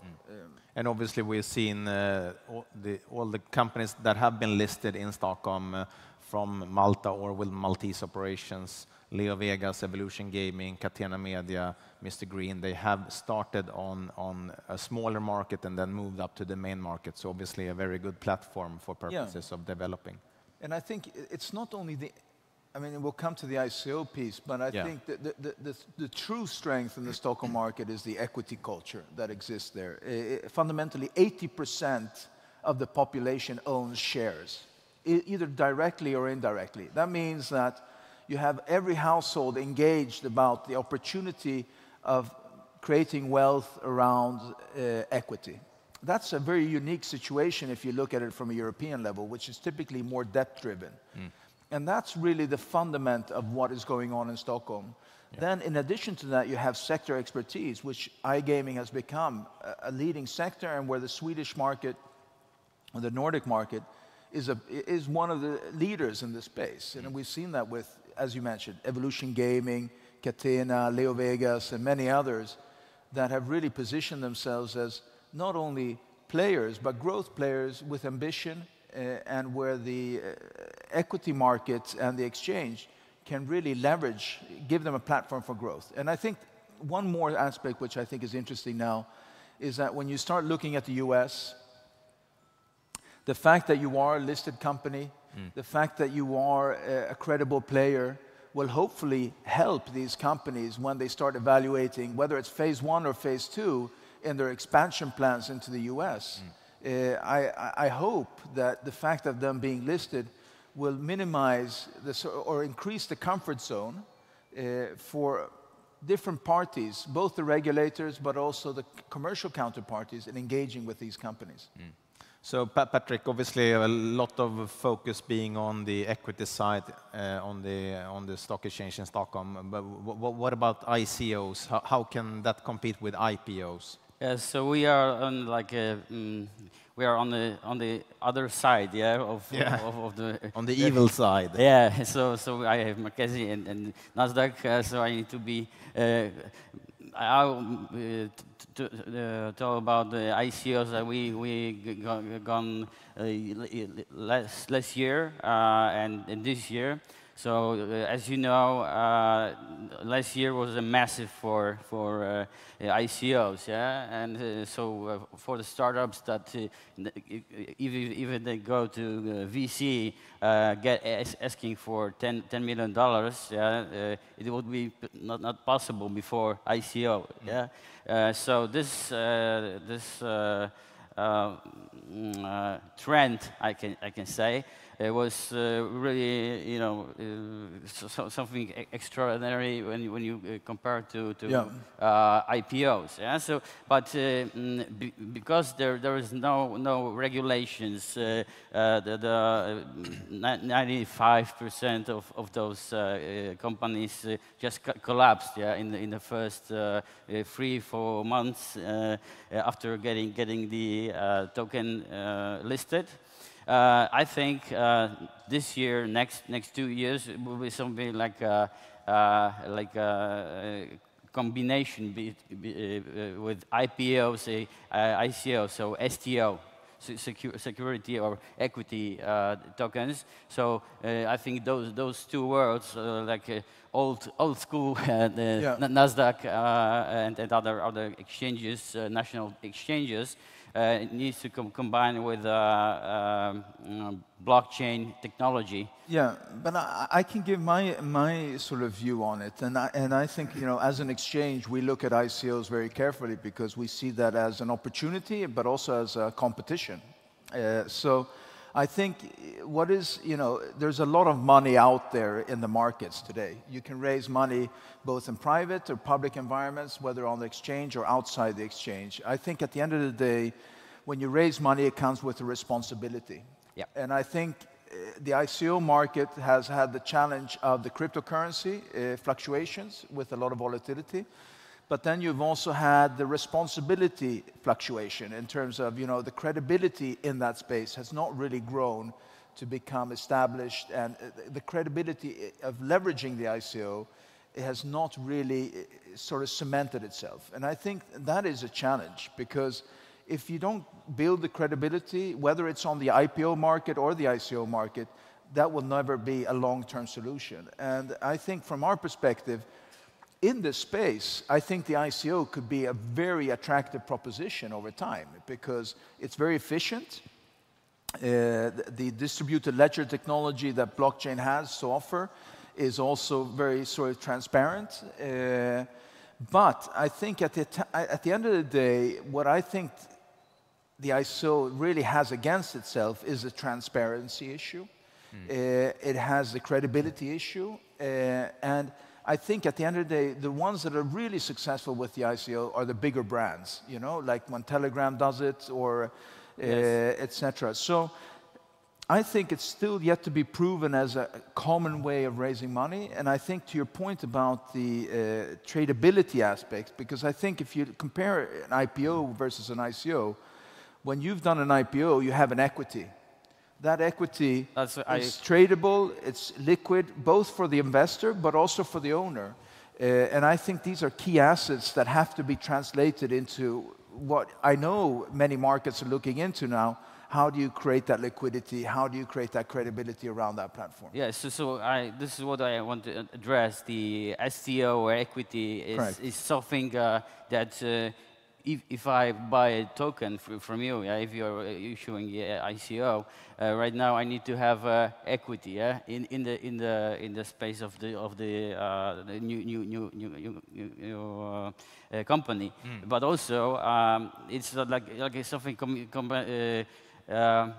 the crowdfunding, something between crowdfunding and the IPO. Yes, so we need to create something like this, so users can make the equities, but also get tokens. So it mixed together. Listen, we are a big investor in blockchain. We do several blockchain projects. We're staying clear from Bitcoin as far as possible right now. I think it comes with the credibility aspect towards our investors. I think maybe one thing that should be done is, from a sector-to-sector perspective, the sector should take responsibility to decide what is best practice within the sector to raise money, if it truly believes that the ICO or the STO could be an alternative. I think if the sector defines what the standards should be, what best approach to have versus that sector or that alternative, then I think that could create, you know, confidence in the market. Right now, independent ICOs popping up every now and then is not really a credible way of growing that platform or that way of raising money. But I think there could be an opportunity for the sector to define how are we going to leverage this ICO offering or STO, etc. Should we see if we have any questions from the audience so far? Time is not running up, but approaching the line. Any questions on IPOs or ICOs for Maltese issuers so far? So otherwise, Patrick, what's the next step on Malta then? Yeah, so as an exchange, we already doing the license to be there and operate from Malta. Yep. Yeah, so we think that the Malta is the number one in the legislation and in Europe. We will see what happens in next months when countries like Germany or France will also do their regulations, and European Union. Yeah, this is thing that we also looking for. But yeah, but the Malta is right now our place to you know. And to address those challenges which Adam mentioned. Many things happened. Yes, last year and this year, like KYC AML. It wasn't before. Yeah, last year. So one thing. Second is the companies want to kind of regulate. And for the biggest ones are the Telegram, yeah, for example, $1.7 billion. And it was in private sales. Correct. Yeah? Yes. So I think those things need to be listed, how it should be done, and then then I think ICO will transform to STO. And some exchanges will take it as a new venture, yeah, or a new well, we'll tool. We'll see. I think, and yeah, so for example, Liechtenstein, they don't have exchange, so for those countries, could be a very good alternative, yeah? No, I think there's an opportunity for many countries, a bit like Malta was very opportunistic and long-term vision in terms of creating a regulatory environment which created confidence, trust, to build up a base for different growth companies within different sectors. And I think Malta has been very successful in that. And I'm sure other countries will also try the same model when it comes to cryptocurrencies, etc. I think the last thing EU should try to do now is to have 27 different policies in terms of how to approach this sector and so on. I don't think that would be too unorganized and opportunistic. So I think creating a level standard playing field is the best approach rather than trying to create an opportunistic approach around this. Then certain countries will be more open to it. We as an exchange are staying quite clear from ICOs right now. We use blockchain as a technology, but we're staying away from ICOs. We think, although we're not operating here in Malta with its warm weather and fantastic culture here, what we have in Sweden is a unique equity culture, and we're building off that. And that's what we're trying to make sure that the international markets, independent of the iGaming sector, but international companies in growth sectors, evaluate Stockholm as an alternative. As the public markets are becoming more uncertain, unpredictable, I think what we have in the Nordics is a unique asset, and I think it should be leveraged and assessed by growth companies going forward. And that's why we work with Baker in terms of helping companies understand what does it mean to IPO, how do you approach it, and it's not only IPO, because if you look at what Aspire did, Aspire Global being an Israeli company, Gibraltar-based, they repositioned themselves in Malta. They then raised 40 million euros on our growth market, and then did a bond for 25 million euros. And this was further down the line. So in this space where you have a very cash flow rich business, the bond market is very active in our space. So we have several of our providers, operators in the iGaming space that have also done bonds as a listed company or before a listing.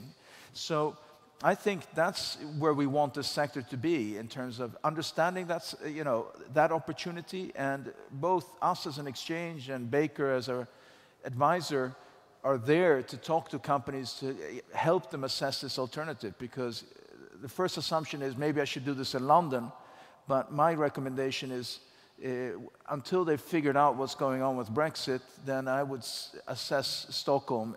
It's a bit colder, but the equity market is a lot warmer. So I encourage you to approach us and have a dialogue. And If you feel that ICO is a better alternative, I mean, good luck. I agree, Adam, and obviously the commercial aspects are there, and the legal aspects are obviously there as well. There is a clear set of possibilities to actually list a Maltese entity in Stockholm. We've seen it numerous times, and it's several ongoing. It's a well-understood concept. And for that purpose, we have also, together with Nasdaq and WH Partners, a Maltese law firm, completed a Q&A for Maltese issuers looking to list in Stockholm. So we will have it provided at the end of the room here, so it's available for everyone. And anything to say from you, Patrick, before we end up? I think the next thing is STO, actually. Yeah. So ICO is done. Everyone knows how it works. So STO for me as a competition to, we welcome that. We welcome that. I think the more participation from an equity point of view, whether it's STO or IPO, is good for the market. But I would approach it that get this sector to really define what the standard is for this sector and how to approach it, because I think that would benefit new adoptions of whether it's ICO or STO. So thank you, everyone. If you have any questions regarding IPOs, speak with Adam and myself, and ICOs, Patrick is ready to go. So any questions before we end up? Great. Thank you. Enjoy the conference. Thank you.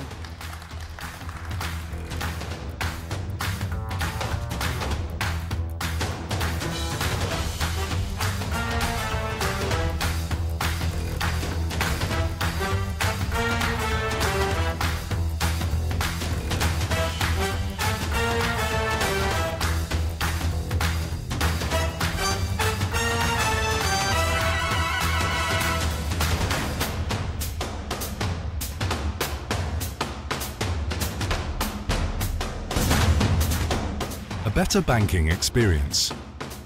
Digital transformation is the new buzzword in banking circles. Archaic banking systems have stifled the advancement of technology. But Revolut is born 100% digital. For Revolut, the future is here and banks are already late.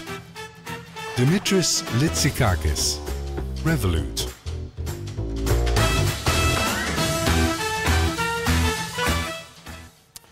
Hello, everybody. Good morning. It's such a pleasure to be here with you again today in Malta. My name is Dimitris Litsikakis, Country Manager for Revolut in Greece, Cyprus, and Malta. And I'm here to share with you a couple of thoughts about, the future of banking. So, let me start by showing you a really cool video. I hope you like it. Banks have failed to move with the times, but we don't need them.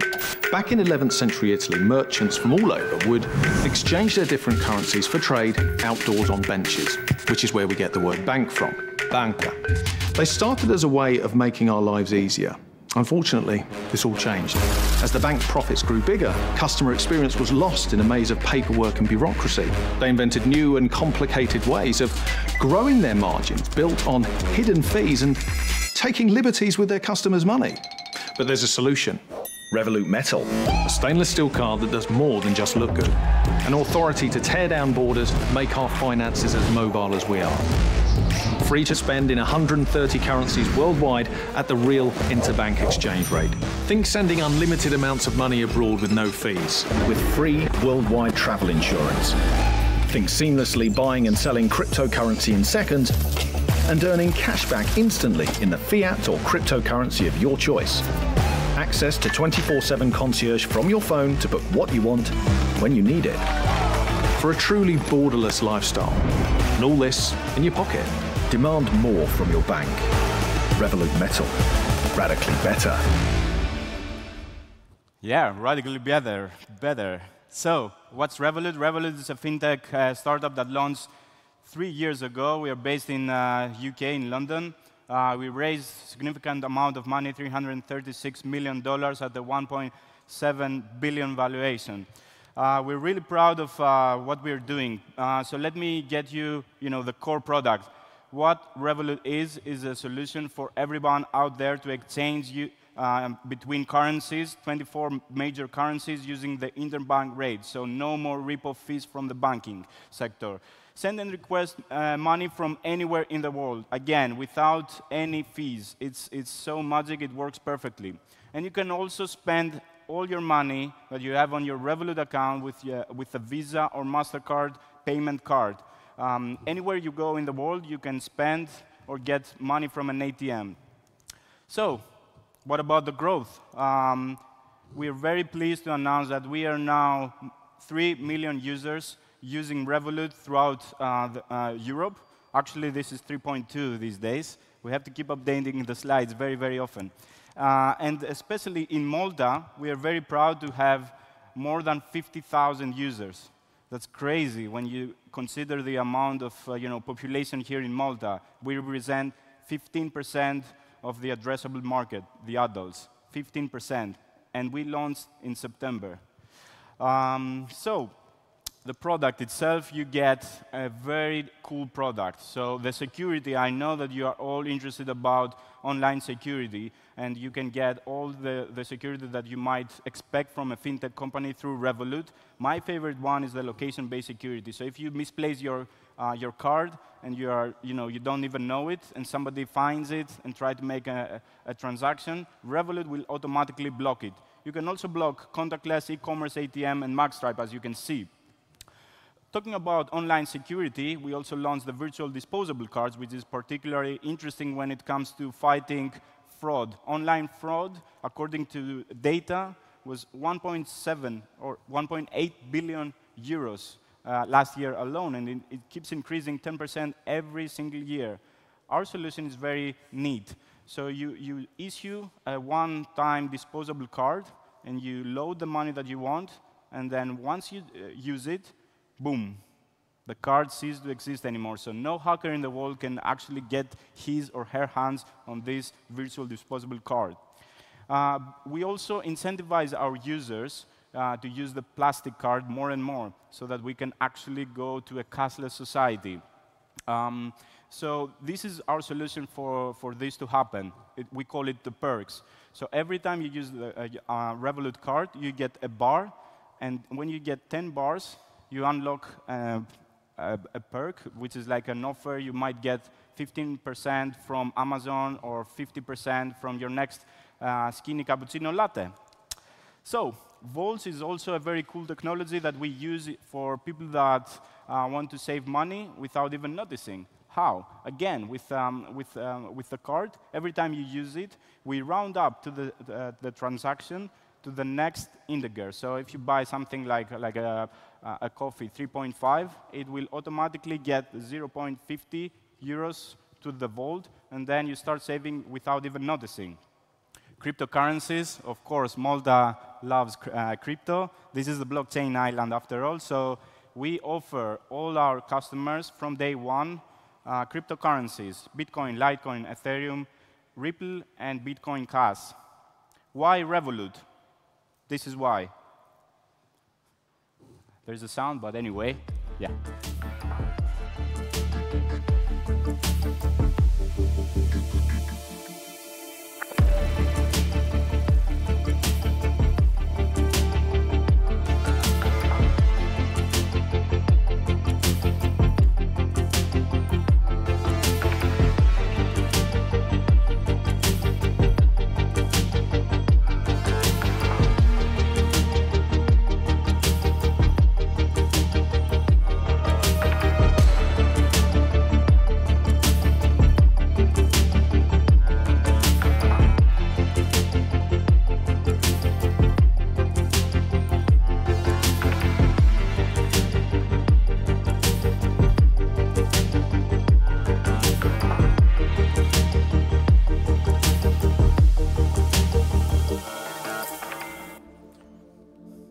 Amazing, right? You get everything into one wallet, Revolut. So what else can you do? You can split bills. You can pay people where they are near you, even if you don't have their mobile number or you don't even need their IBAN anymore. Forget about that. Just pay near me.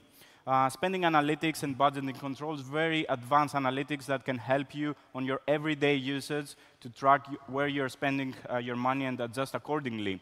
And when we are talking about this insane growth, 3.2 million customers, how do we actually support them? We implement cool AI technology. Rita is our bot that can handle up to 27% of incoming requests every single day. So that's probably why we have such a high rating on the App Store, 4.9 out of 5 stars. Our customers are really happy about the service. You can also get worldwide and device insurance, so you can travel with ease and ease of mind. You can also get credit. This is a feature that we offer for our UK customers, but it's coming throughout Europe as well. Premium accounts, if you need more from Revolut, this is how you do it. It's a subscription-based plan that you get all the benefits that is listed on the slide. And of course, Revolut Metal, our latest product. We are really proud about it. It can give you up to 1% cashback on your everyday transaction. Anywhere you go, up to 1% cashback straight to crypto. How cool is that?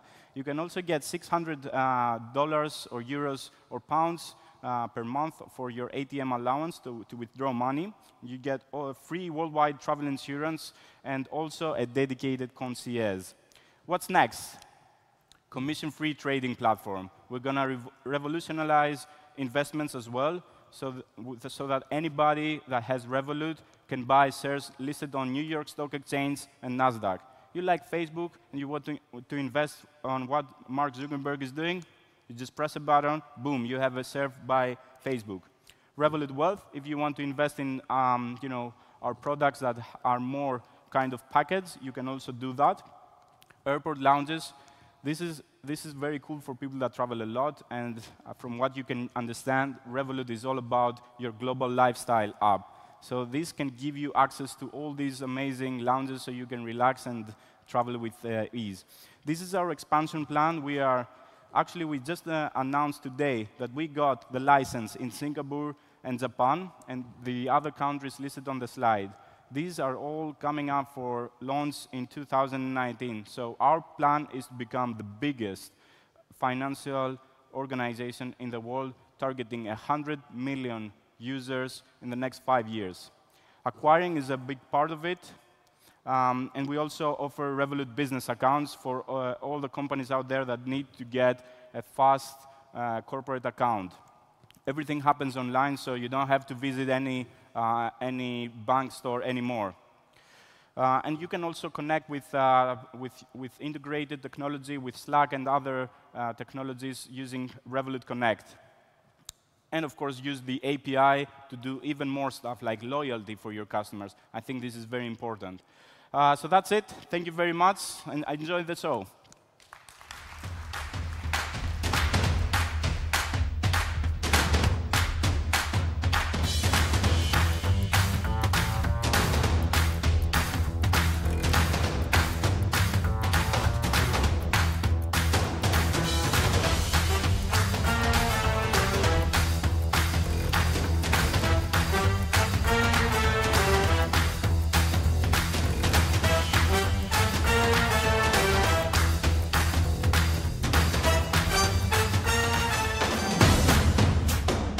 Understanding cryptocurrency payments. There is a clear move towards a digitized payments world. How do crypto payments compare to traditional methods? Can decentralized payment systems integrate with the current online gaming model? Patrick Kadlec, BitBay Pay.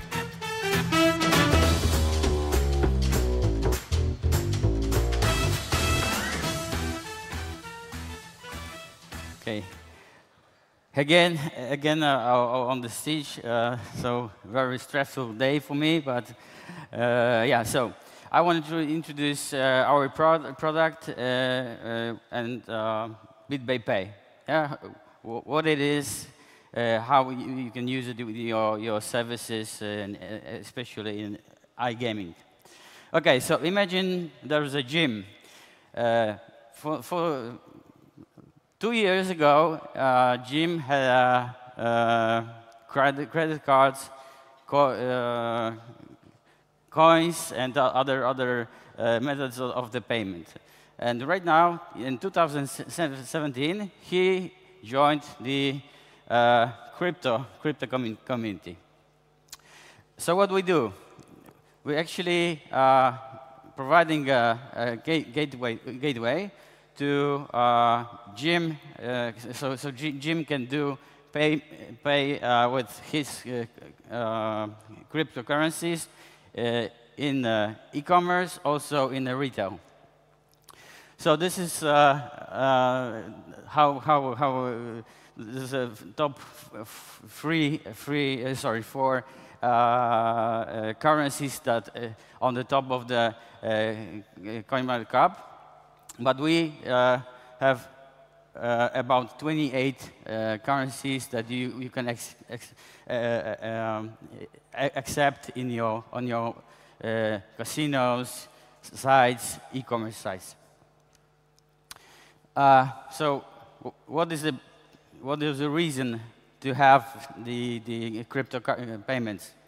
So there is a very low cost of transfers. So globally, this is one thing, comparing to fiat currencies. So I can peer-to-peer to any person in the world. Yeah, so it's another benefit. Yeah, and it's just fast and simple, especially for the e-commerce or casinos. Yeah. You as a merchant or as a operators of the casinos and the e-commerce sites, you have very good insight of this product to get the to be independent from the bank. This is one thing. Secondly, the cryptocurrency costs. So when you compare it to the bank transfers, or you do credit cards, when you compare it with the cryptocurrency, it's you can minimize it from almost zero. Yeah. So this is something should be interesting for you. Yeah. And the fraud in our system is something that you don't get. Yeah. So like with the cards, for example. Yeah. So once the transaction is done, the money is yours. Okay, so just a few words about the Bidway Pay. So for now, we have 10,000 merchants worldwide. We operate since 2016. We have an application for our exchange, which is a part of the ecosystem. Yeah. So how it works? So we have multi-currency wallet. Users, you place the widget on your site. There are for example, Bitcoin. You just display the amount that you want to receive. So if you have your site. And you accepting Bitcoins, not necessarily you need to have it on your system, yeah, because we can transfer the money to your system just fiat. So if you want to accept 200 euros, you get 200 euros. Yeah, so we have many things about the two-factor authentication, plugins to different sites, and we will be issuing a BitBay card, so your users can top up cards. So it's for deposits, sorry, and also for the withdrawal. Yeah, so if I can ask for demo.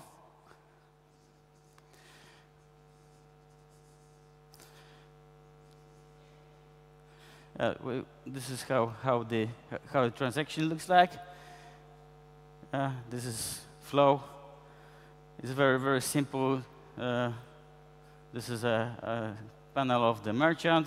Also, we can integrate with the API. So if you have your payment processing in your on the system, we can integrate it into that directly.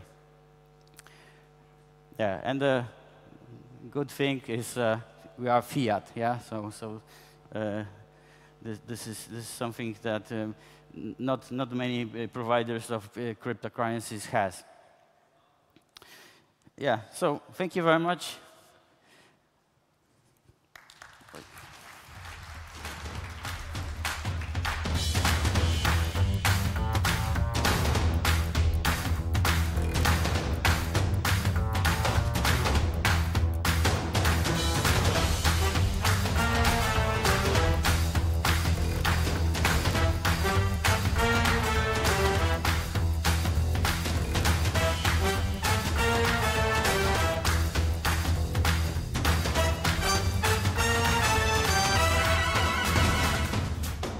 Cryptocurrency versus fiat payment solutions. The unbanked are increasingly relying on crypto payment solutions. This panel will discuss the opportunities and challenges faced by emerging markets in relation to their financial woes. Gerald Fenech, Forbes, Wesley Elul, Quizando, Jimmy Zhao, ZBX, Oron Barber, CoinPoint, Patrick Cadlets, BitBay Pay. Moderated by Monty Munford, Forbes. How are you? So you're from BitBay Pay? Yeah. I went to your booth today, but nobody there, only one of the girls. Only girl? Yeah. Morning. How are you? Later. Yeah. How are you? Jesus, Yeah. come on. How are you? Yes, thank you. So we have this subject to talk about. This gentleman's just been on stage, so we're going to leave him till last, so you can chillax for a few minutes. Introduce yourselves, please, in descendant order, starting with you, Gerard, about yourself. 45 seconds, maybe, and then we'll get chatting. All right, I'm a journalist, focusing on blockchain, cryptocurrency, contributing for Forbes, doing some work for Blocks Live TV, also other work even for SiGMA and Malta Blockchain Summit. That's basically it. Thank you very much. Good morning, I'm Wesley Elul from Quizando, and I've been in the blockchain space for about a year. Been heavily promoting Malta as our little blockchain island, and helping a lot of people in the international scene know the opportunities Malta has to offer. And you won a prize yesterday, right? Yes, I was the winner yesterday, or my team was, rather. Did you celebrate that? Sorry? Did you celebrate that? Briefly, because I had to be here this morning. Well, welcome. Thank you very much. Thank you very much. Jimmy, please. Okay, my name is Jimmy. I've been working in the blockchain space since early 2017. We have done a lot of stuff, like including fund, ICO, exchange. Now I've really focused on exchange side. So we migrate one of our biggest exchange in Asia, ZB.com here in Malta. We want to be fully regulated under Maltese regulation. So now I'm the CMO for the ZBX. It's an upcoming exchange. Yeah. Good. We had a good conversation yesterday. Welcome back. Thank you. Oron? Hi, my name is Oron. I'm from CoinPoint, which is an education and marketing agency in the crypto space. We started end of 2012, actually, back in Asia. Today we have another office in Europe. We are really focusing on trying to educate and trying to explain everything in the blockchain space, payments, more focus, I guess, into payments. Okay, thank you. Quick one, maybe. Quickly, yeah. So apart from BitBay Pay, I'm also representing BitBay Exchange. So this is why I'm here, because fiat we will discussing. So we are blessed in Malta. So well, welcome. Yeah. And great speech, by the way. No. Round of applause, Okay. I think. Give me some confidence, bro. Yeah. Ron, I'm going to start with you because you were the most passionate backstage about what you thought about payments. And you were talking not so much about crypto v fiat, but in relevance to this conference and gaming. It'd be nice to hear about your thoughts on that, what you could share them. So I'm in iGaming for 14 or 15 years already, and I was lucky enough to be in a very strategic place called Manila, Philippines 6 years ago when I heard about Bitcoin for the first time. And immediately I saw the advantages of Bitcoin as a payment solution for the iGaming space back then. Ever since, of course, everything that happened, and today you go out to SiGMA, I don't know, 25% of the people that you talk to already know something about cryptocurrency and how they can implement it and so on. We just need to remember that Bitcoin as the main coin or cryptocurrency, this is one application using the blockchain technologies. This is the payment application of the blockchain technology, which is very nice and very useful for the iGaming market, but blockchain can offer much more. Such as? Such as solving problems in terms of a user database, in terms of hosting, in terms of probably fairness games, in terms of marketing, in terms of acquisition and retention channels and so on and so on. It's a very early beginning. But I think that once the Bitcoin opened the door for the blockchain technology and people saw that maybe it's complicated, but it's working, the next will follow. Interesting. You, sir, were nodding your head. Were you agreeing? Oh, yes. I was agreeing that the entire crypto technology, the blockchain technology is a great underlying thing. I was wondering what you meant by how it can help with marketing, though. So marketing channels, so the way that you market or the way that you look for your audience for iGaming brands, for example, you can go to Facebook and run a campaign. It's very nice and it's working, but it's more into branding and exposure and so on. If you really look for the guys, if you look for the audience that are using crypto in your daily life, they will convert better through decentralized social networks, for example, and not through Facebook. Oh, no, okay. No, but what I was also thinking about at that time is the one thing with these the blockchain is that it gives that element of trust to a player. I've got a point of protocol here. Okay. I write for The Economist. My editor there, Tom Standage, is an awesome human being. The use of the pronoun the blockchain only refers to Bitcoin, according to The Economist. Anything else, it's just called blockchain. I hate to be rude, but I'm a pedant, I'm an ex-sub-editor, and it's very important to me. No problem at all. So the use of blockchain technology. Blockchain, not the blockchain. Blockchain technology. Over there, it just helps with trust. I imagine many people here have bet online. The odds that you got at that one point of bet, when you've gone in, did you record it anywhere else? Did you take a screenshot of, okay, I got it at a 5-to-1 odd? And later on in the day, when you got the results, that it was 5-to-1, you just assumed that it is exactly what it was before.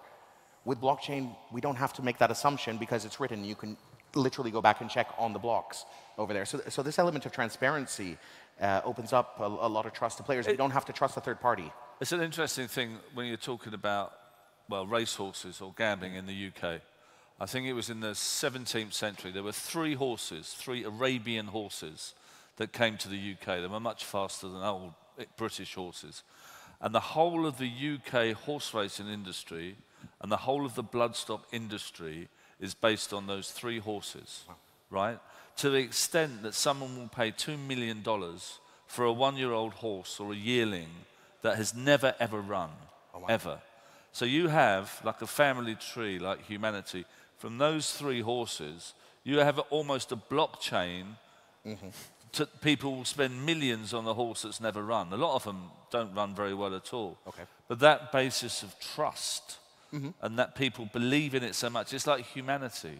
That's it. You know what I mean? You know your mum and dad, and you know your mum, well, most people do, you know what I mean? But it's a form of, it's not so much value, but trust. So if we wanted to kind of get back on topic and talk about the unbanked. Now, I'm not sure if I agree with that statement. The unbanked are increasingly relying on crypto payment solutions. Jimmy? What do you think? I actually sort of agree with this. You do? There's a reason behind this, because one of the company we invest early on called Pondix. It's actually, these guys based in Indonesia, they create a sort of POS machines. So the POS machines basically help you to directly do you can consume your Bitcoin, basically. Like they deploy the POS machines all over the retail stores, so people can go there and pay. We realized the head of marketing actually came to Malta. We had a meeting a few weeks ago. I was asking basic questions like, why don't you come to Europe and do it? He said, that's not our focus market. We're going to Venezuela, we're going to Africa, and we're going to the rural area of Indonesia. That's the adoption, real adoption. They actually spend all their... Because people are unbanked? Yeah, because people are unbanked, because they have no other solutions, because it's so easy for them to use their solution. Basically, you download the app, then you basically already have a bank. All the cryptocurrencies, they help you to deploy it, so you can start using it. Yeah, I mean, I've written about crypto in Africa a little bit. Yeah. Jared, have you written about this in emerging economies? Well, do you agree with Jimmy and the statement above? Well, the major problem for millions of people is the difficulty of actually getting a bank account. So it's becoming impossible even for big companies to get a bank account. So can you imagine what it's like for people in Africa, South America, Asia, in remote locations? Technology is changing. So in Venezuela, Dash has actually introduced a system where you can transfer money, use crypto through a mobile phone system. You don't even need the internet. Exactly. So these new technologies, which these people don't have access to cash, don't have access to a bank account to operate, their economy is completely gone down. No, I think I get that, and I get what Jimmy was saying. Don't take it to Europe, because sometimes these former platforms don't work. I mean, you look at the example M-Pesa. I think it was the 10th anniversary this year. Started off as a pilot scheme for Safaricom, I think. And now it handles something like 44% of Kenya's gross domestic products, right? It's amazing in one way. In another way, it's a little bit of a monopoly nowadays, so it's not a happy 10th anniversary. So there are ways of the unbanked using M-Pesa and crypto to a certain extent. But I would also, I mean, I'll come back to you, sir, on this one, is that the unbanked just doesn't mean emerging economies. There's the unbanked in London and the unbanked in the UK. Because they can't get, because the criteria that they're based on, whether it's I mean, I'm 57, I can't get a mortgage for only 13 years. You know, it's absolute bullshit. You know, I'm going to live forever. Do you know what I mean? but that's a different form of criteria when it comes to the unbanked. I think, you know, I have experience we originated from Poland, yeah? So the country is very, there's a lot of banks and the technology behind those banks. And when we launched the exchange, it seems for us it was very shocking that a lot of people over 18 years old, they wanted to put the money into banks. They want to do the crypto. Absolutely. Yeah, this is one thing. So I'm totally with the line Africa, Asia, and you know Latam. Yeah, that's underbanked regions. But we see it in Poland that you know almost 1 million users we have. Yeah. And they don't want to go to the bank, yeah, because... Is that because the demographic is younger? It's like a millennial snowflake thing? We don't know, because, you know, we have 18s of 55, because the system was created in a way that you can entry very, very fast, yeah? So we believe that the crypto will be... You do believe it? Aron, Israeli? Yes. I worked on a moshav in Israel. Say again? I worked on a moshav on the West Bank in 1984. Show me your fingers. they're a bit more less, but I picked grapes, extraordinary thing. But at that time, when I got paid every month with the shekel, I had to go to Beersheba as soon as I got paid, because the shekel at that time was losing value all the time. So using that as a very weird example of the kind of, I don't know, the deflationary element of fiat currency. Do you think that fiat currency is over, or crypto will take it over? I mean, the shekel now, I presume, is quite stable, right? I have no idea. I don't live in Israel in the last 6.5 years, but I will answer your question based on my friend comment about young generation and high technology, innovative third generation using mobile phones and so on. So one example from the Philippines, for example, which is one of the biggest countries in terms of adoption for cryptocurrency. And you've been there for 6 years, right? Yes, without them knowing that they're using Bitcoin. Okay, so there are 100 million Filipinos in the Philippines and 20 million others working abroad, and the biggest market is based on remittance. This is the most valuable market for cryptocurrency. So this family that living in the province, they are unbanked. Not because they decided to be cryptocurrency related, because they don't have bank in the village and they don't have a car, they have nothing. The only thing that they have is a very old Nokia 6120. Not even third generation, and the money that their family member working in Saudi Arabia sending is being sent these days through cryptocurrencies, which means it's faster, which means it's cheaper. Hang on, so explain that to me. I understand the remittance element, the old school Western Union. I mean, I've used the Harbshill when I was hitchhiking in Ethiopia a few years ago, I understand. But they send their payments back in crypto. Yeah, so the constructor that deployed 20,000 or 30,000 Filipinos in Saudi Arabia to build a stadium for the next World Cup, for example, he sent the money back to the Philippines or Laos or Indonesia and so on. And the money is being sent through cryptocurrencies, and it goes with the local exchanges, it goes to the mobile phone account of this employee's mother. I did not know that. She pays in this grocery store, again, somewhere in the province, she pays with the mobile phone. So when you say unbanked, yes, cryptocurrency is interrupting technology, and all the banks in Poland or in Europe, they don't really like it because it's taking market share. But there are a lot of territories when unbanked means that people don't have other solution. And the blockchain technology is helping them to receive these funds without even them knowing that they're using, because they don't really need to know that it's Bitcoin involved. Do you think there needs to be a form, actually I'll move on from you, I'm sorry, I want to come back to the Philippines. I would speak to you, sir, about it. But do you think that there's a lack of education here about how many places you can spend cryptocurrencies? That's for sure. Well, I mean, you can use it on airlines. Yep. You can use it all over the place. But everyone seems to think it's just drug dealers and terrorists. Well, that's what popular media was spinning all 2016 and 17. Sick to death of that bullshit. I mean, what are they saying? It's completely anonymous. You can never know. You can never know. They're just throwing all this FUD about a cryptocurrency, that it's just something for the bad guys to play with. But it's really not. When you were going back before about the unbanked, it reminds me of a story when I was studying in France. Yeah. Back then, Malta wasn't part of the EU. So getting money out of Malta and into France was a bit of a hassle. And I remember going over for my first couple of weeks in college over there. And how could I get money over? I had to get money over in my pocket in cash. That was the only way to travel that money over. So flew over, got to Charles de Gaulle, walked out of the airport, went to go get my taxi. My money was gone.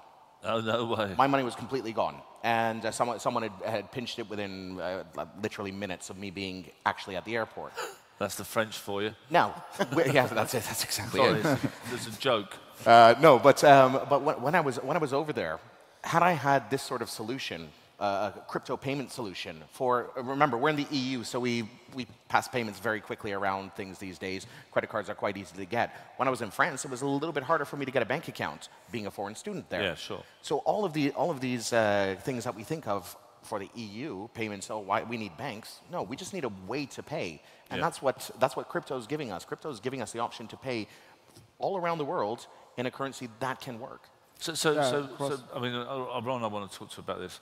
But the process of doing that with now, it's a public key, private key area. It's nothing more complicated than that. It's like I'm working in Saudi. I've got $300, I'm sending it back to the Philippines, public key, private key. Is that how it's done? No. No. No, so tell me how it's done, because I don't get it.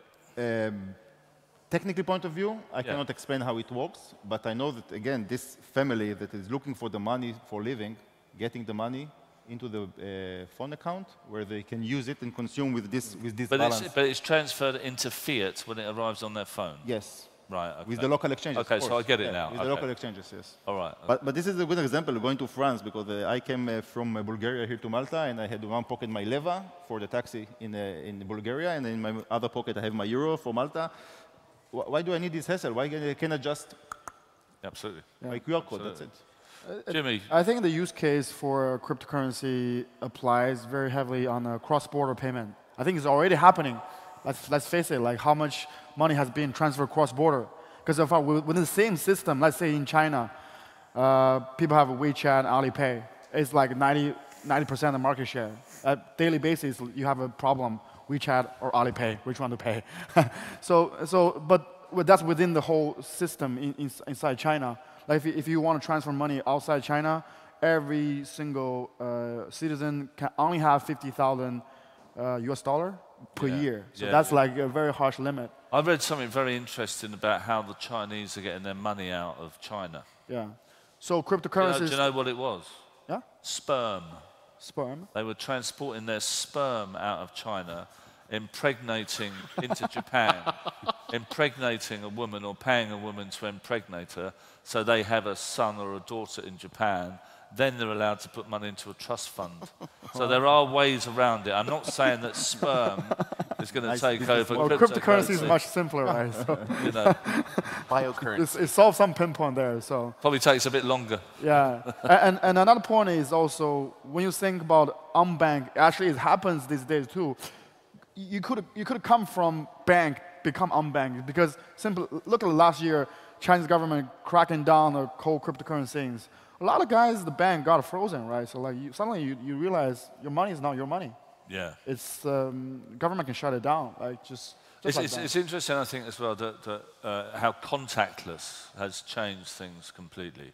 Yeah. There was a guy earlier on Stockholm who was encouraging people to leave London and go to Stockholm. I've got an opinion about that because London's the best city in the world. But I went to a deli just to get a sandwich and a coffee in Stockholm.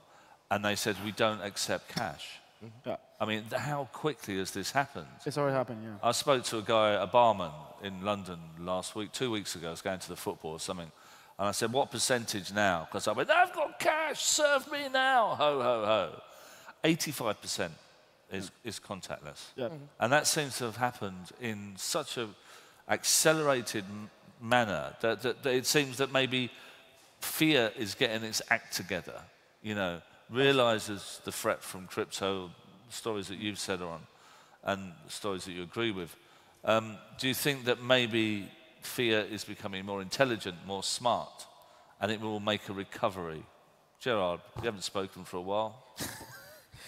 Well, I don't really know what to say about that, but what I can say is that I don't think we're using any really actual of the potential of cryptocurrencies. We've spoken about the technological features, how you can, the speed of payments and all that. And for example, here in Malta, we could easily have a great test case, for example, use like St. Julian's, SiGMA, that area, like all the shops would come into an agreement to accept, you know, like a stable coin, for example, to pay in crypto. And then if you want, you can switch it, the merchant can switch it over to any other fiat. So there's lots of potential with crypto, but it's not being tapped into mostly. Do you think that's because it's perceived to be slow? Say if you want to cash out on crypto, you know, I mean, I did some off the record. I took some money out last January, and it took me like 3 weeks to get my money. Do you think is that type of thing going to stop the adoption of crypto as a general means of currency? Well, there is that fear, you know, that your money isn't safe. This kind of this fear that it takes you a long time, like, to switch it on certain exchanges, or most of the exchanges are just crypto to crypto. So you have to find a way to, or platform. Yeah, but to your point, is that stopping the potential? Yeah. Anything else? That's part of the problem. We have the challenges is another thing here. What else? What other challenges do you think there are? Well, at the moment, I'd say it's the price, and people have lost a lot of money. I mean, if they actually cashed out because they panicked. We've seen like regulatory issues. It's a mix and match of things, but this year has been terrible. So hopefully we're getting out of it. But there's been an assault on the crypto industry. You think there's been an assault? Yeah, I think it's a concerted assault by the big players, the big. Yeah, big I think we were expecting that, right? Yeah. What do you think next year? I think the adoption in the e-commerce and retail, this is key because I might be holding the money in crypto or in fiat, but if I'm able to really go to any place, for it's a casino, is a bike shop or a restaurant, then it becomes to really global thing, and right now it's more remittance. This is one thing. Speculation also. So this is where I'm. I think the speculation has kind of ruined it a bit. Yeah. So right now there is places where can really go and pay with the bitcoins or other alternative currencies. Yeah. I read that. Excuse me. That Amazon was doing something with Ethereum, so you could pay with Ethereum. I mean, yes. that's to me sounds like that would be the explosion. And actually, we are delivering the solution for a company called G2A.com. It's like an eBay but for games. Yeah. So right. And they have really massive adoption of this solution on the consumer, but also the merchants. Merchants also want to transfer the money they collect the fiat into crypto to make. Yeah. So as this consumer, we should have the option. How would you like to pay? MasterCard, Visa card, Bitcoin, Ether. Bitcoin, Ether. Yeah. How far away are we from that, Gerard? Well, we're very far away because no major merchant online accepts crypto. So you mentioned Amazon. I haven't seen any major merchant which accepts crypto. So you think it's a long way? You? I think until we have we're going to need some form of stable coin or fiat currency underlying always. The adoption of payment through it is once there's trust back in the markets. The speculation is. Yeah, you mentioned like 2019. I think 2019 will be the year of stable coins. We're seeing them mushrooming. Fair enough. You think that as well? I think in 2019 we're going to see a little bit of stability in the market growth, but not what is $10 today is worth 8 tomorrow and 15 the next day. Yeah, that's always going to be an issue of value, and why would I part with that? Do you think the volatility is going to stop? The volatility, I think there will be a point where it'll stop. I think it'll reach a plateau, and that it will find its natural value. Every item in every market finds a natural value. And it might increase year by year, but I think it'll be marginal once it hits that point. Jimmy, agree with that? I think, from retail side, I still don't see a massive adoption yet. But from my own experiences, we already started using a lot of cryptocurrency internally, like to pay services, to cross-border payment. Like, for example, we pay our developers in China directly in Bitcoin. They're happy with that. You do that? Yeah, we do that. Already doing that. We recently, for example, our $1 million investment through Bitcoin. No, interesting. Yeah, we should talk about that. Oron, you agree?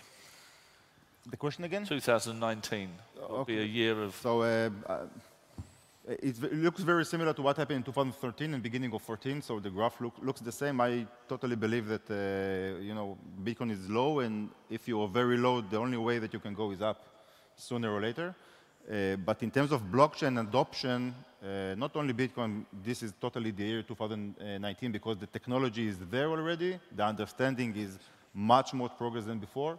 And next year, we're going to see a lot of implementation into this technology, payment and others, into everything that we're doing in our life. And future basically. So we're basically in the infancy stages. We're about to head into a troubled adolescence. and then we will all grow up and use crypto. Last question. How much money have you got on you at the moment? Cash? Cash? In your pocket? Oh, I have more money in crypto. No, how much have you got? I've got €6. How about you? Yeah, maybe something like this. Like yeah, you? 20 maybe. Don't show me, it's all right. So I have like €40, around 100 leva. Okay, Jimmy? 30. 30? About 60. 60? Oh. So you're buying the beers? Yeah, you're round. You're welcome. Gerald, you're a journalist. My wallet, it's not here, it's in the pink. Hey, listen, we're over time. That was a really awesome conversation. And I hope you got a lot of pleasure and knowledge out of it. I certainly did, not least with the Philippines and paying your developers in China. Thank you very much for a great discussion. Thank you. Thank you.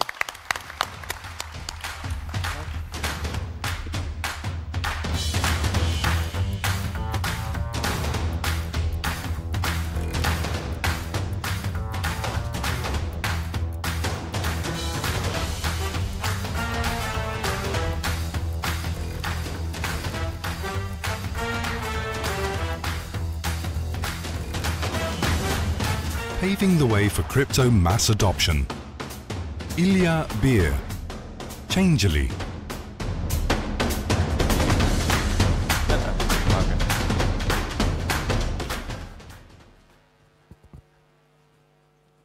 Good afternoon, everybody.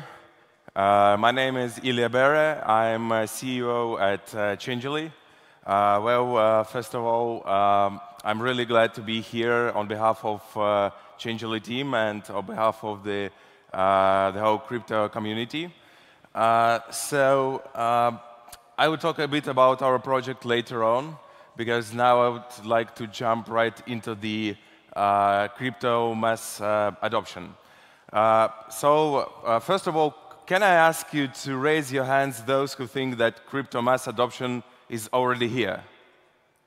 Somebody? Okay, just the two hands. It's very valuable, actually, feedback, because once I ask these questions on some blockchain conferences, there is like 90% of the hands up.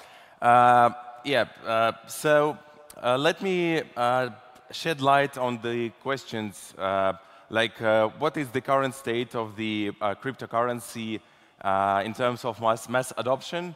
What projects, cryptocurrencies, and sectors mostly contribute to the industry mass adoption, and what issues and obstacles we have on the path to the mass adoption. To be honest, the topic is very extensive and very controversial. I would love to discuss it later on over the beer. But I'll try to make my best to discuss all these in allotted 10 minutes. So first of all, is mass adoption already here? Indeed, if we look at this graph, we see that the number of active Bitcoin addresses has risen hundreds or even 1,000 times during 8 years. And many of my colleagues who work on this market for a long time, they all admit that if somebody would ask them 3, maybe 4 years ago, if they knew that the level of the mass adoption would be like it is right now, they would say that that is exactly the mass adoption that everybody in the blockchain industry were dreaming about. But if we turn to a bit another graph, we would see that in terms of users and user database growth, cryptocurrency is approximately at the level of the web or internet in the 1995. Of course, there was a bit hype, like it is nowadays in the blockchain, and there was a lot of articles on that, and a lot of people were talking about that. But we couldn't name it mass adoption at this time. To better understand the process of mass adoption, let's switch to so-called technology adoption, or as it's also known as a bell curve. I would say that nowadays we are somewhere between the second and the third phase of the adoption of the blockchain and cryptocurrency technologies. Like 7 years ago, and for quite a long time, cryptocurrency was almost the field for the innovators. These are the guys who are ready to work with the raw technology, and they're like geeks and they're keen on that. After that came the stage for the early adopters. These are the guys who would like to think of terms like some revolutionary cases, some disruptive business models. But if we would like to talk about the mass adoption, that is the guys who are early majority. And these guys would like to work only with some proven cases, with some proven business applications, and with the with the risks that are not so high as it is nowadays. So on top of lack of proven application and proven cases nowadays, there are also a number of difficulties that are also named very often as enemies of the mass adoption of cryptocurrency. These are the regulation and volatility of the market. So I assume that like our aim, the aim of the early adopters is to bring and to overcome all these chasm, all these difficulties, to bring this technology to the early majority, to, for example, to the gaming or gambling platforms. Let's start from the regulation. Let's see how it's going in this field. So on some countries, the mass adoption is going like beyond the regulation, and the guys here talked a lot about that. That in some countries like Venezuela, Zimbabwe, Turkey, and some others, more than half of the adult population hold or traded cryptocurrencies. So actually, that's really, really huge numbers. But if we are talking about like some gradual growth, if we're talking about some steady and long-term mass adoption, it's always about the regulation. And countries like Malta, like South Korea with the Jeju Island, like Japan, they're doing their best to make these regulations, and they're working on some cryptocurrencies guidelines in terms of legal field. In terms of volatility, there is also a number of solutions, and stable coins are named among them. So after the teaser with the USDT, there is a number of competitive projects, and the majority of these projects are aimed to help with to beat the volatility of the market.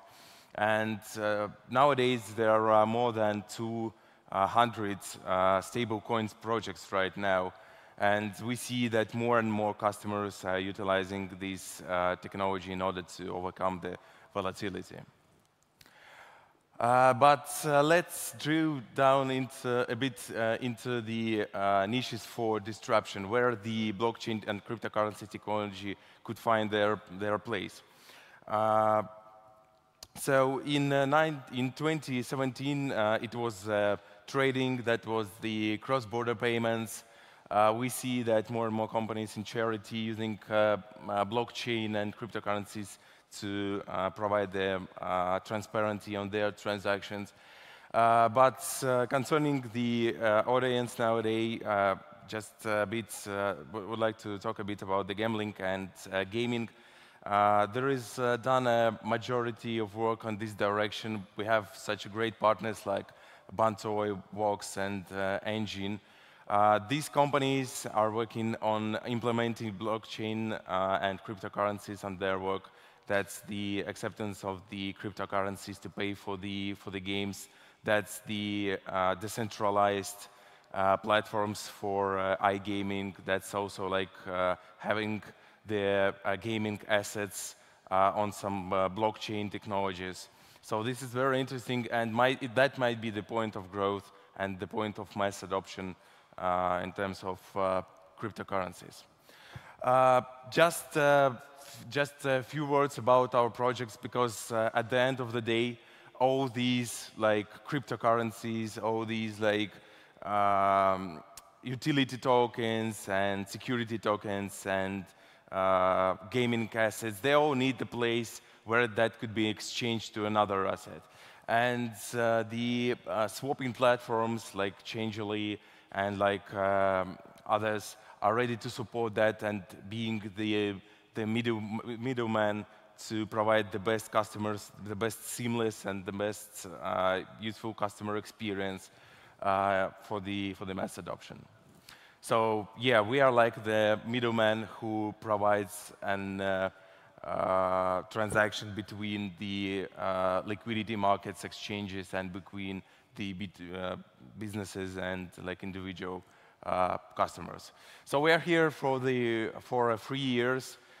We are incorporated in Malta, and we are doing our best to be the swap platform #1 in the world. We are looking for the emerging stable coins, for emerging security tokens, as well as emerging platforms for gaming, and we would be glad to have a partnership with all of you. Well, time is up. Thank you very much. We'll be glad to see you on some beer. Thanks, bye.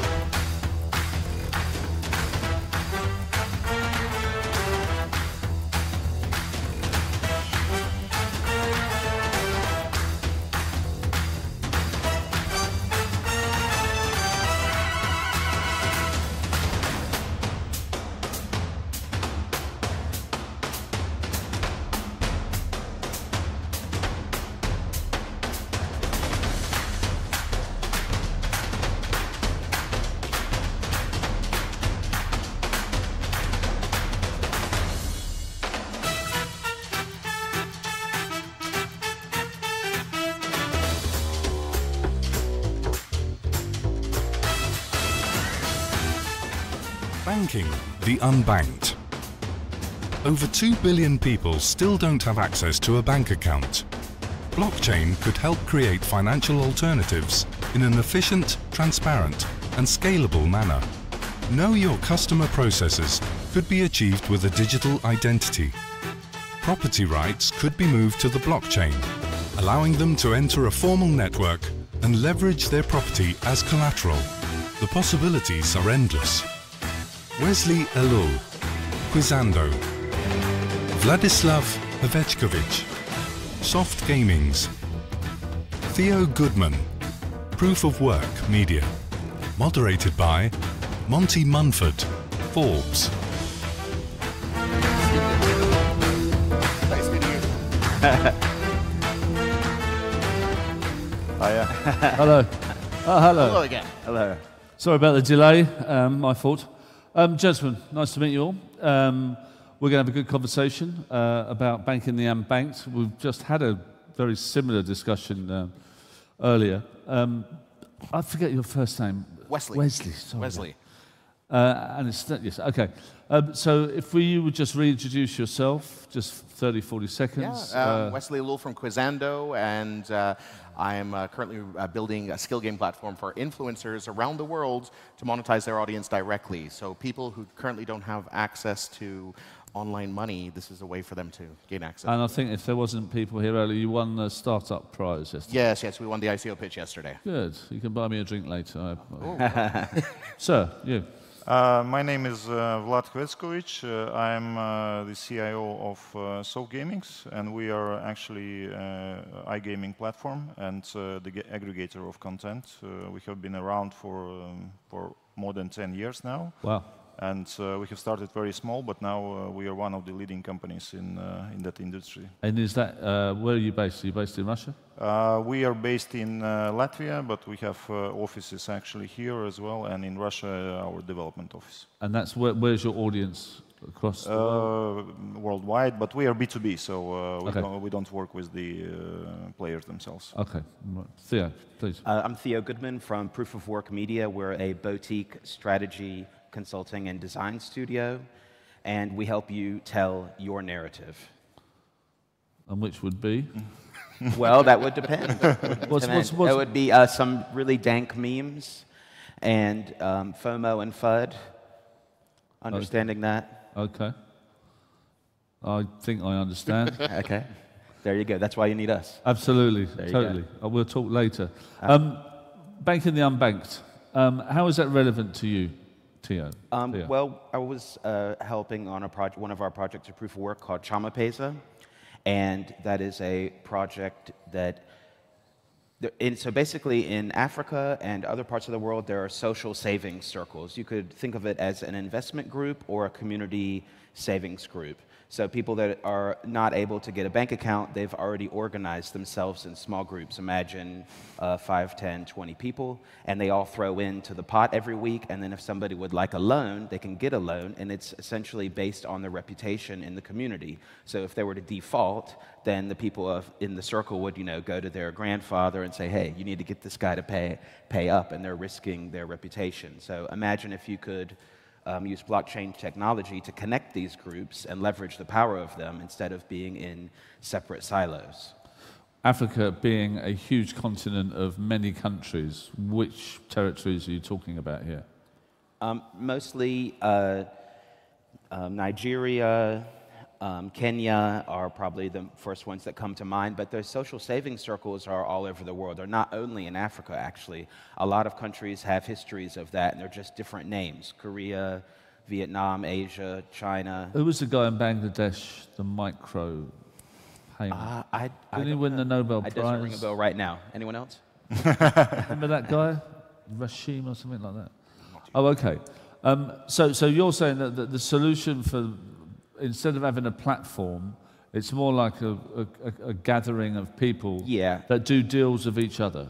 Well, essentially, that's already what goes on. I think that basically the term banking the unbanked should be kind of reversed, and more how can people become unbanked if they want, and how we can move that direction. Because like some of the presentations earlier, does anyone really want to onboard people? Hey, join me. I'm going to charge you fees out the ass. Join me. I'm going to give you predatory loans. Join me. I'm going to do all kinds of stuff with your money that you don't want and limit what you do. So it's not really banking the unbanked. It's how people can become unbanked and take power over their money. I think I'm unbanking, slowly but surely. I think I've had a slightly strange life, but I always had the same bank account because I figured that it would be of use for my credit score or all these archaic forms of measurement. But I'm gradually, it's a very, very smart point actually, I'm gradually unbanking myself. I'm moving into, I've got a Revolut account, the guy that did the keynote speech earlier. I've got a Curve card that I don't pay when I go across borders, and I'm pulling myself away from Lloyd's Bank. They invited me for lunch about 2 years ago. The first time in 28 years. Oh, wow. Because I'd written a piece for the BBC saying, meet the new banks of the future, you might even like them. Ho ho, strange that you're inviting me for lunch. And they told me some stories and they said, oh, it's so crazy, like some people that work for us, they go outside the building and there's a deli and it takes Bitcoin. They take Bitcoin. And I said, well, do you know what happened to me the other day? I put a card into a cash machine or an ATM, and I forgot to pick up my £100. And it took you 6 weeks to tell me, after you checked all your cameras, that I couldn't have my £100. You should have just given me the money. Yeah. None of this rubbish. And I agree with you.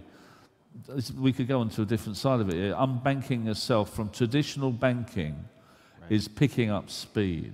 What do you think of that? Actually, you asked before the question how we feel about the topic itself, and although I'm now in the iGaming industry, I worked in banking industry for 15 years. Oh, did you? So this is actually my first industry. And the topic is very interesting to me because I think at the moment everybody is unbanked, basically. The reason is that none of the people are actually ready to say that the bank covers all their needs, and any bank, yeah. And usually you have like a set of companies that fulfill those needs, and usually you are not happy with all of them, yeah. And I come from Eastern Europe, and in Eastern Europe, the banks themselves, they are not, you know, they don't have 100 years of history. And to some extent, it's a blessing, because when they started after the collapse of the Soviet Union, so they needed to do everything from scratch. Absolutely. There were no checkbooks, for example, never were. And no checkbook? No checkbooks at all. Never? Never. In the Soviet Union? Never, of course. I'm writing that down. Yes. So it's interesting stuff, yeah. And when they started, we already got the ATM machines straight away. So we wouldn't have, for example, credit cards without the possibility to do the transactions online. So all this stuff already started. We had introduced the IT systems, which were not, you know, like big, huge mainframes with old languages. Everything started quite new. And at the same time, now there is still an issue with the banks, and the reason for that is the regulation. Yeah. And it's a huge issue for the banks, and they are not able to solve it, because basically it's the governments that say that you are allowed to do this or you're not allowed to do that. It's becoming very complex, not because banks like it, but because they are told to do it. With the penalties, with the way things are moving, and with the spotlights on them. So everybody is actually moving and creating something just around the corner, which is not called the bank, but it's doing the same stuff, but it's not regulated. Yeah. And because it's not regulated, they get huge amount of business. So did you bring checkbooks into Latvia, or did you say, forget that, we won't do it? No, it's there is no sense to do checkbooks in Latvia. Yeah. You shouldn't introduce them. Yeah, if somebody tries to introduce it, it's an old technology. It's like, you know, like saying that let's do horse riding instead of cars. Yeah. No. Well, I have to say, my wife still uses checks, and thinks she's the only person in the world that writes down in the back of the checkbook. You know, so. Old habits die hard. So in literally 15 years in Latvian banking, right? Yes. So you must have an extraordinary story then to tell, apart from what you just said. So you're building it up from scratch, as you said, unlike the Bank of England, which is the second. I think the Danish bank's the oldest bank in the world. I think the Bank of England is second. You know. God knows what's going to happen to the pound over the next 12 months, but that's probably another story. So in those 15 years, I mean, how did you do it? What did you focus on? Did you have new digital systems? I mean, I know we have like old traditional banking is suffering from old COBOL systems and all that. Did you come in straight with a kind of almost like a cloud perspective, or? It depends. Actually, the way the bank started in Latvia, they did everything from scratch, actually, themselves. Right. So I know the guy who was one of the developers of a banking system for the bank that I worked with when I was 22 years old. And that guy, he didn't have, for example, you know, like a manual how to build a banking system. They needed to do everything on their own. And for a long time, they have been using that system themselves, and they have been optimizing it and so on. Afterwards, of course, they introduced a banking system from like Equation, and they paid lots of millions for it. But at the same time, when they did it, they didn't have to have these problems of many legacy systems. Yeah, that's what I meant to say. Yeah. Because when I worked in G-Money Bank as well in Latvia, and the CIO of G-Money Bank, he told us that you have the technology stack and you are required to basically move to the platform which all the countries in G-Money family uses. And for us it was very expensive. Yeah, and absolutely. we thought it's not a good option for the country, for us as a country, but of course it's a good option for the company as a whole. But when somebody showed me the architecture and the infrastructure itself, you know, it wouldn't fit on a big piece of paper. Yeah, no, yeah. Because they were buying stuff, you know, they were introducing some stuff, and it's very silo-based, yes? Yeah? So, for example, you would get a credit card and you would get a saving account, but it's in different parts of a system. You are not able to say what is the balance of both. Yeah, yeah. No, so it's communication. Okay, Wesley, I don't think that you've started a banking system from scratch. No. But how would you kind of put yourself in this conversation? Okay, well, from my perspective, the first thing I have when you think of the bank, why did a bank exist? A bank existed so a robber couldn't come into your house and steal that money you've been saving up, which is under your pillow. So it was a nice, safe place to put your money. And when you need it, you can go, ask them for it, and take it out, and they'll charge you a small fee for it. That was most likely the original reason why we had banks, just for safety and security. Absolutely. Right? So what is banking the unbanked? Now, we're giving them an option where they can store their money, but instead of being on a third-party person, it's stored in a wallet, which could be held in their pocket. It could be held with a thumbprint or various different ways. We're giving them an option to actually hold their own money, hold their own savings. Today, I mean, your money in a bank, what does it really mean? It means you're giving them leverage to give out loans and a whole bunch of other things, and you're really not getting anything back. So things like I mean, this the Revolut, for example. This is I'm using them constantly when it comes down to my payments online. Did it take you time, as Theo was saying, to unbank yourself? Was it like I used Revolut once, and then? No, as soon as I used it, I started using that. I found the features in it were a lot quicker for me than using my traditional systems, logging into the bank app or whatever. The notifications it just gave me an ease of use. So we're talking really here a movement from traditional banking to online banking to mobile banking. To mobile banking, and soon will be your own personal wallet app, whatever it might be, where I can do those payments. Because now what a bank is doing is it's just helping us facilitate payments between various different parties. Yeah. I go back about a year ago. I have various different businesses here, and last year I needed some merchandise from a printer. And they sent me an IBAN, they sent me the name and everything, and I said, okay, no problem. I sent the payment as they had sent it to me. They called me a couple of days later, and they said, the payment hasn't arrived. I was like, okay, I sent this, here's the transaction record. And they said, oh, you sent it to the wrong IBAN. I said, what? I said, okay, let me check. And I did actually send it to the IBAN they sent me. They just sent me the wrong IBAN. So we started an investigation to get the money back. In fact, we found out who it was. We found out the thing, and they said, oh, it's a client of mine. And I said, okay, call the client and ask them to sort of send it over to you. Bit of a mistake. And the person wouldn't. Really? No, the person wouldn't. This person here in Malta, and he called, and then I called, and then we had a conversation, and then we had to get the banks involved. Now, this was a €1,000 transaction, so nothing out of this world expensive. But to do that investigation, it opened up, it cost €96. So 10% of that value just completely disappeared. And the time. And the time. It took 2 months to get the money back. Well, the person that wouldn't give the money back is clearly not a good person. No, not a good person, and I really would love to name and shame them, but that's not the right Well, you thing. can. Now's your chance. Please do. No, it was just a supplier on this island, and I thought it was very unfair of them, because that could have done the system, but their bank had told them, don't. Yeah. And I was telling them, but what do you have to gain from this? The money is going to come out of your account. No, this anyway. is the same as my £100 in the cash point. Exactly. It's ridiculous. It's an absolute joke. Now, the thing is, we do need banks for certain things. We do need them for loans at the moment. There is currently, in Malta, there is no other loan option to buy a house. You have to go through one of the various different banks. Yeah. So there is that element. Or mortgage provider. I mean, that is one thing that needs to be disrupted, right? Oh, for sure. I'll give you a personal story. My wife and I and 5-year-old son, we went to India pretty much on the day of the recession. Okay. When we got to India, we lived on the beach for a year. We lived on the beach for 2 years. I became a Bollywood film star. It's a long story.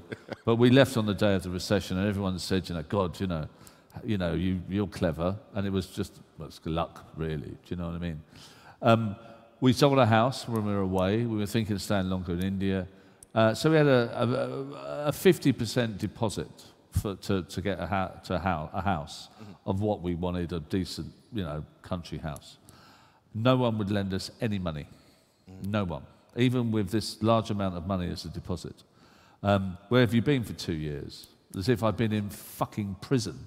You know what I mean? The three of us went to prison together. We went and did...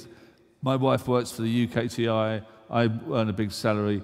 We took a big risk in our life to go and live in a different way, to give our son a different education.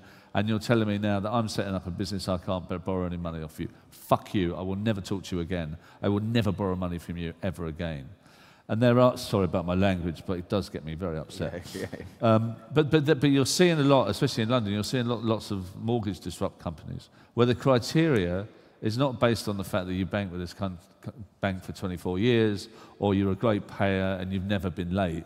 It's almost based on your personality and who you are and what you are, and with data what you buy and how you buy it and how smart you are.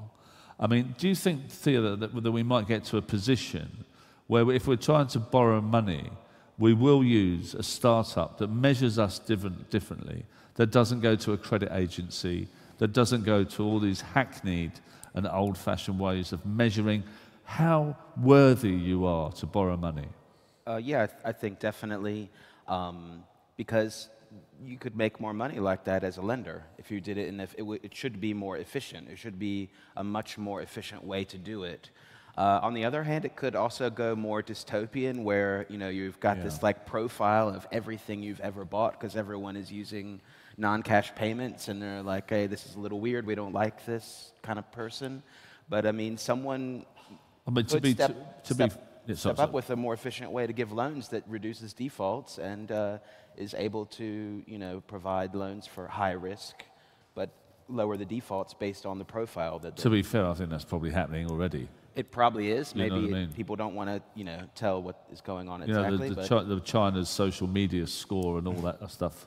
Yeah. All of these episodes. That's the dystopian example I'm talking about. Absolutely. Exactly. Yeah. Black Mirror comes to life, right? Yeah, I mean, I can see your point. You've got two areas here about libertarian, decentralized world where we don't need a middleman and all that stuff. But the other side of it, it could be quite creepy. It could. But I think, still, person to person or group to person kind of loans could be a way to do it.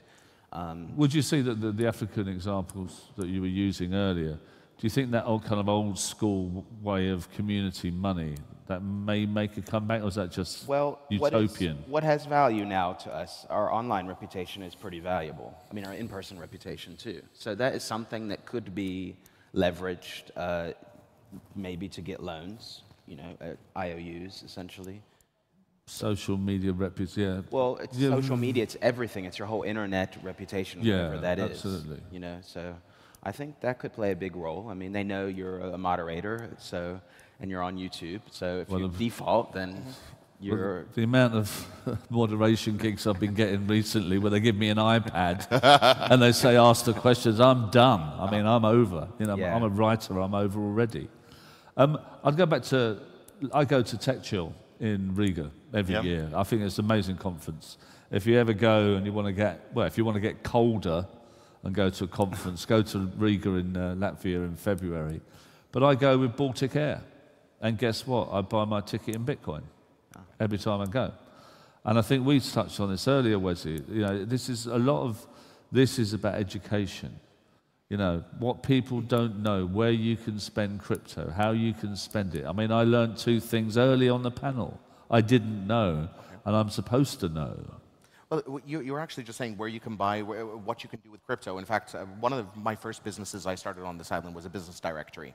And back then I was trying to solve a problem for Malta that if you Googled something, you'd get Malta, Ohio, Malta, Texas, Malta, New York, but not our little island. And I did that for an SEO point of view.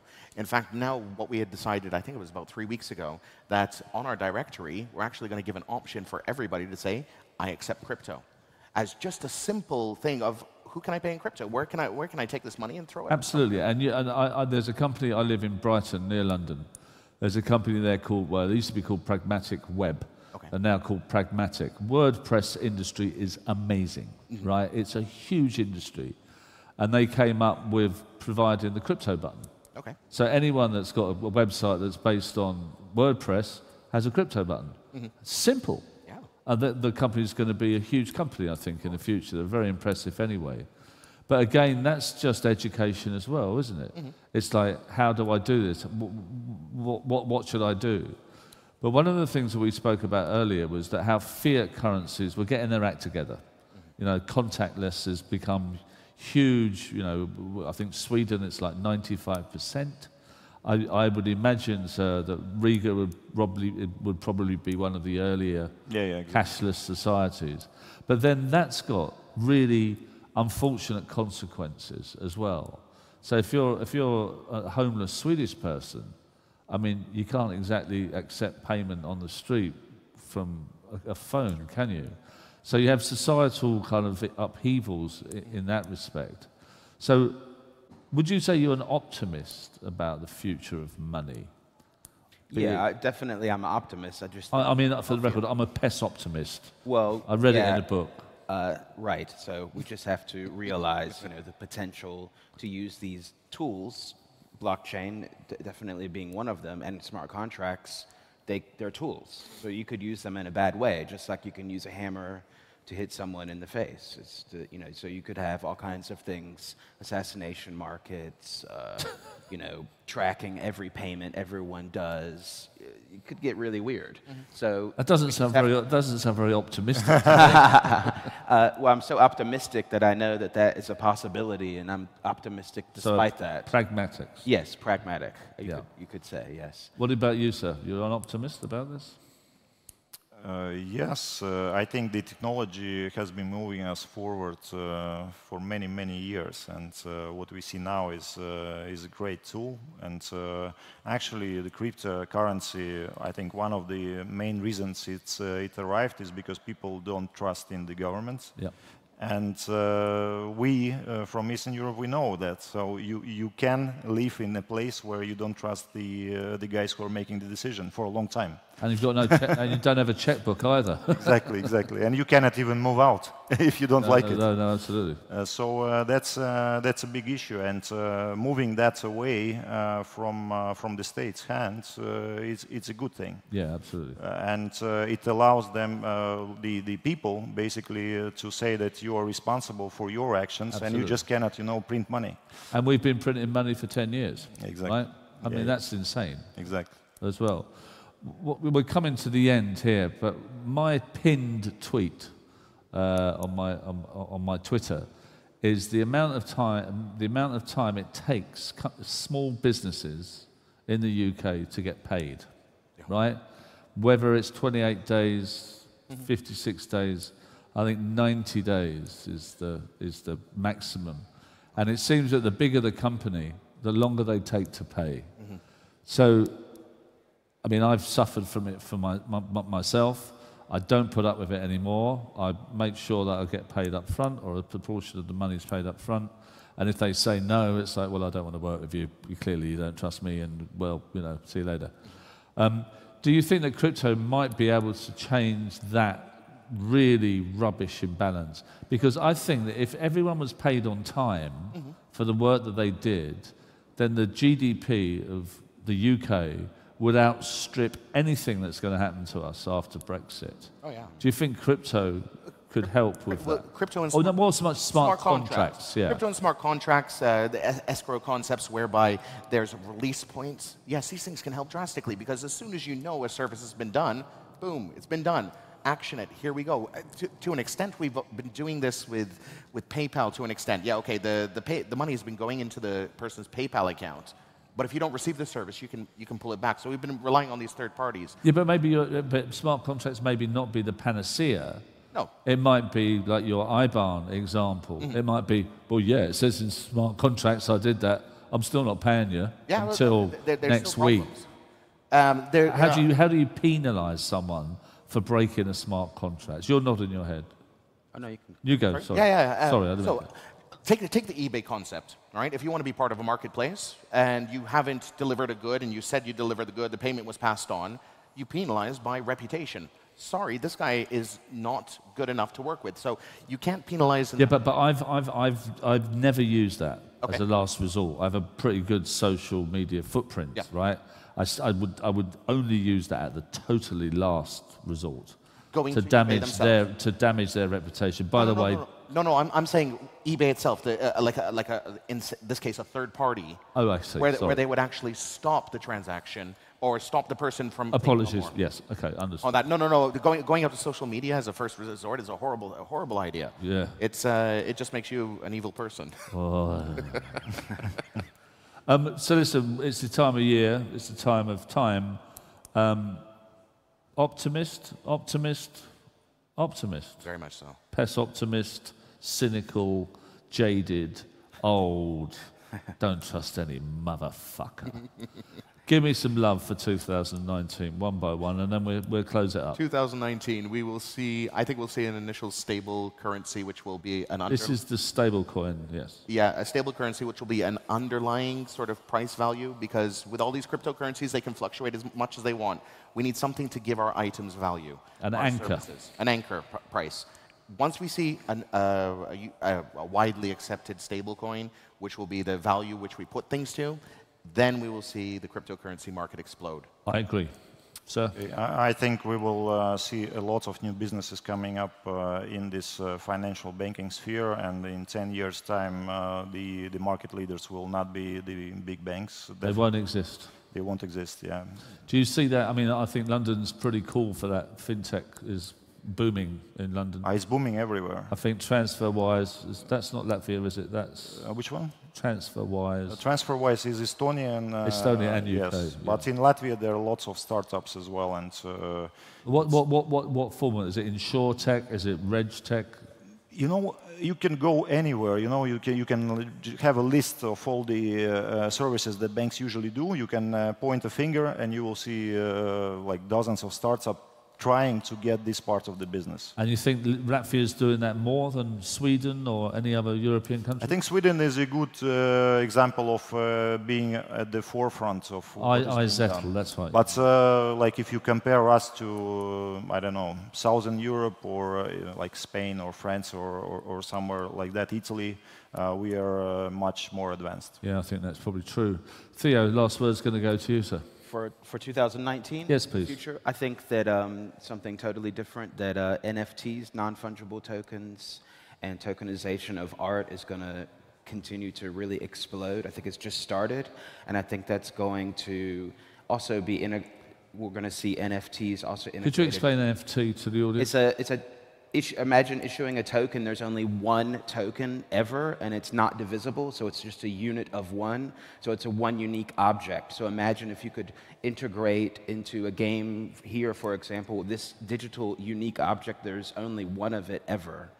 Wow. Yeah, and imagine if you could issue it yourself, so I could issue one of my own artwork, essentially issuing my own money. I think things like that are going to blow up eventually in 2019, and that maybe will be part of the next wave of people. Right, okay. So we're ending, checkbooks are over, whether it's the Soviet Union, that's official now, and NFT sounds like a very interesting, and I think overridingly stablecoin is probably right as well. Excellent conversation, thank you very much. Big round of applause for my panel. Fantastic. Yeah, thanks. Thank you. Thank you.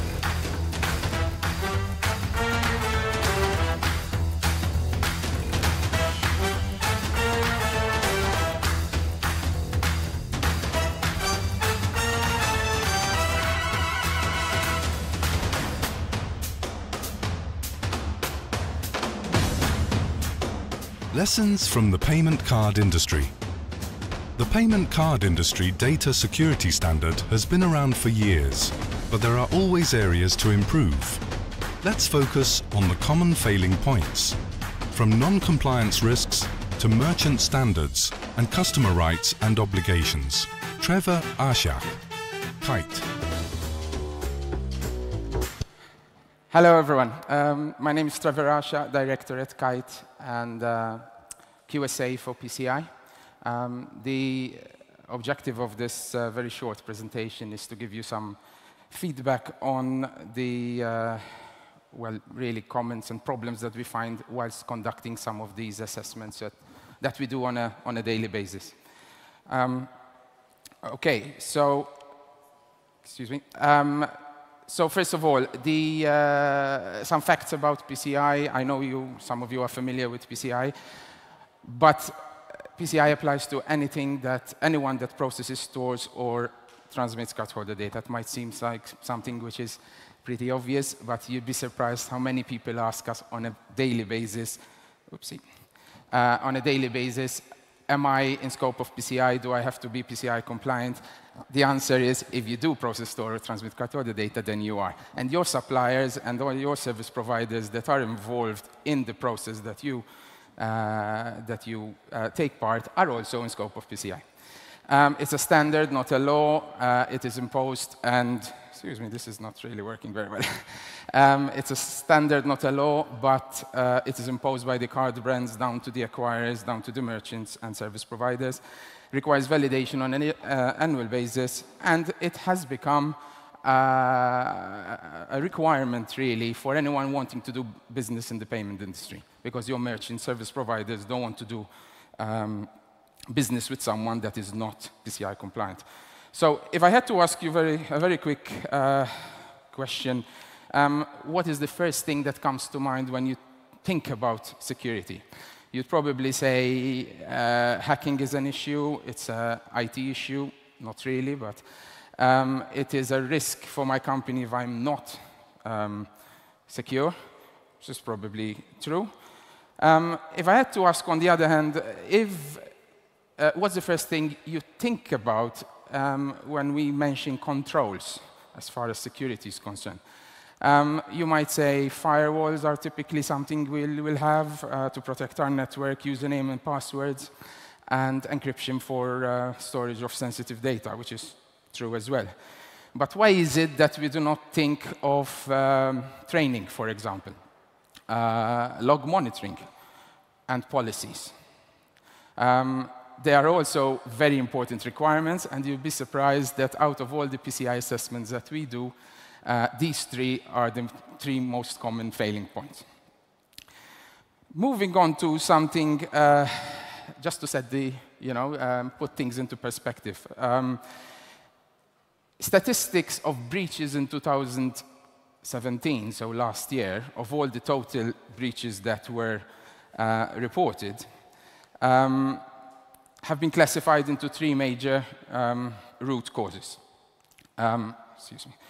27% have been human error, 25% have been system glitches, and 48% have been malicious attacks. So going back to my previous statement about why don't we focus on other controls rather than the most obvious ones, I would say these numbers could have been avoided. 27% of human error, 27% of human error could have possibly been lowered through training and through policies. System glitches could have been avoided probably through secure coding training and log monitoring. And the malicious and criminal attacks also could have possibly been reduced through proper log monitoring. So this other graph, which is slightly more worrying, to be honest, it shows the number of vulnerabilities that were detected through scanning on an annual basis in last year. And as you can see, it shows the number of percentage of vulnerabilities detected according to the age of when they first were discovered. And as you can see, last year, 25% have been vulnerabilities older than 10 years. So with these statistics, why is it that people are still not patching the systems and preventing these sort of attacks? OK, so to move on to something which is more relevant to the subject of the topic, these are probably my top 5 or 6, well, 7, reasons or problems that we find are problems in conducting assessments and in problems in achieving compliance. So missing scans, as you might be aware, there is an obligation for running quarterly scans. It is a problem if these are not being carried out, because you can't obviously go back to recover a scan that has not been conducted. No regular log monitoring, as I mentioned before. There is an obligation for logging all of your of any logs that your devices generate need to be logged and need to be central collected. These are actually done, but the monitoring of such logs are not. And it's just as bad as not having logs at all. Scoping is another problem which is probably should have been on the top of the list. If you don't scope your PCI project properly, you'll end up with a failed assessment almost at the start. You know, there is absolutely no way how you can comply to a standard when not all of your systems, processes, or data that you process have been included in the scope. As I said, there's, you know, secure coding practices are not so common, despite knowing how serious bad programming is towards preventing breaches. Yet we keep seeing problems with this. Training sometimes is completely non-existent. Obviously, yeah, things like procedures and the documents matching those procedures are typically absent as well. I know IT people don't really like to document stuff, but it is very, very important, not just from a compliance perspective, but also from a, I'm sorry, I keep on going back, it's timed apparently, but also from a compliance and security point of view. And finally, scheduling of tasks. There are so many, there are about 100 requirements in PCI. Some of them require tasks to be scheduled, and they have to be carried out. And these are often forgotten.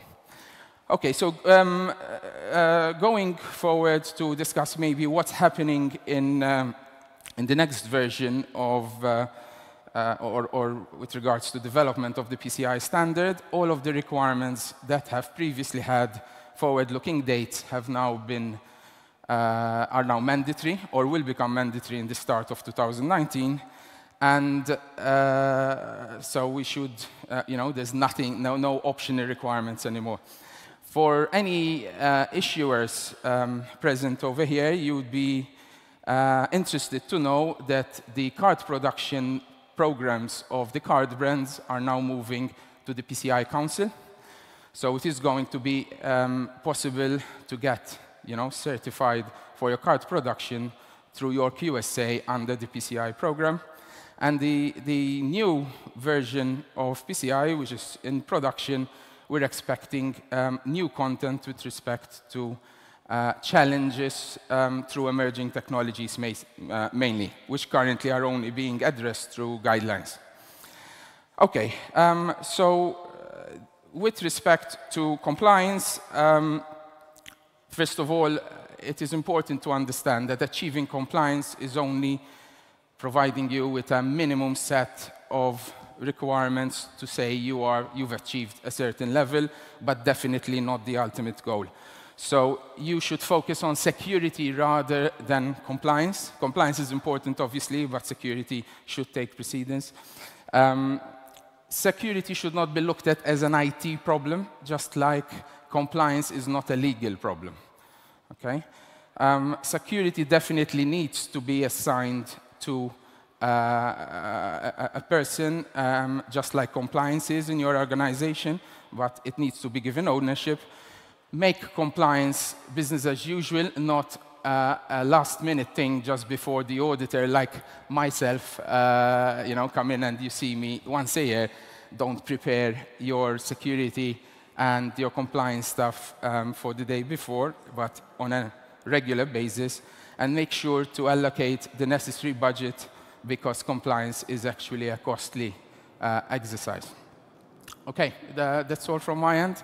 Any questions, please feel free to come and see us on our booth. I'll be happy to have a chat.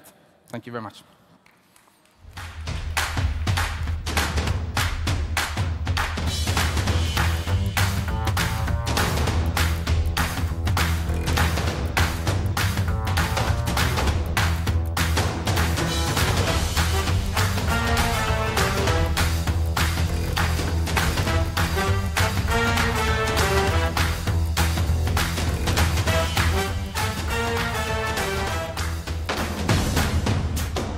precious metals and digital safe havens. The gold standard came to an end when the US dollar was no longer pegged to it. Deflation became the norm for all currencies until Bitcoin, with its hard-coded limited supply, kicked in. Jimmy Zhao, ZBX. Patrick Kadlitz, BitPay Pay. Theo Goodman, Proof of Work Media. Moderated by Monty Munford, Forbes.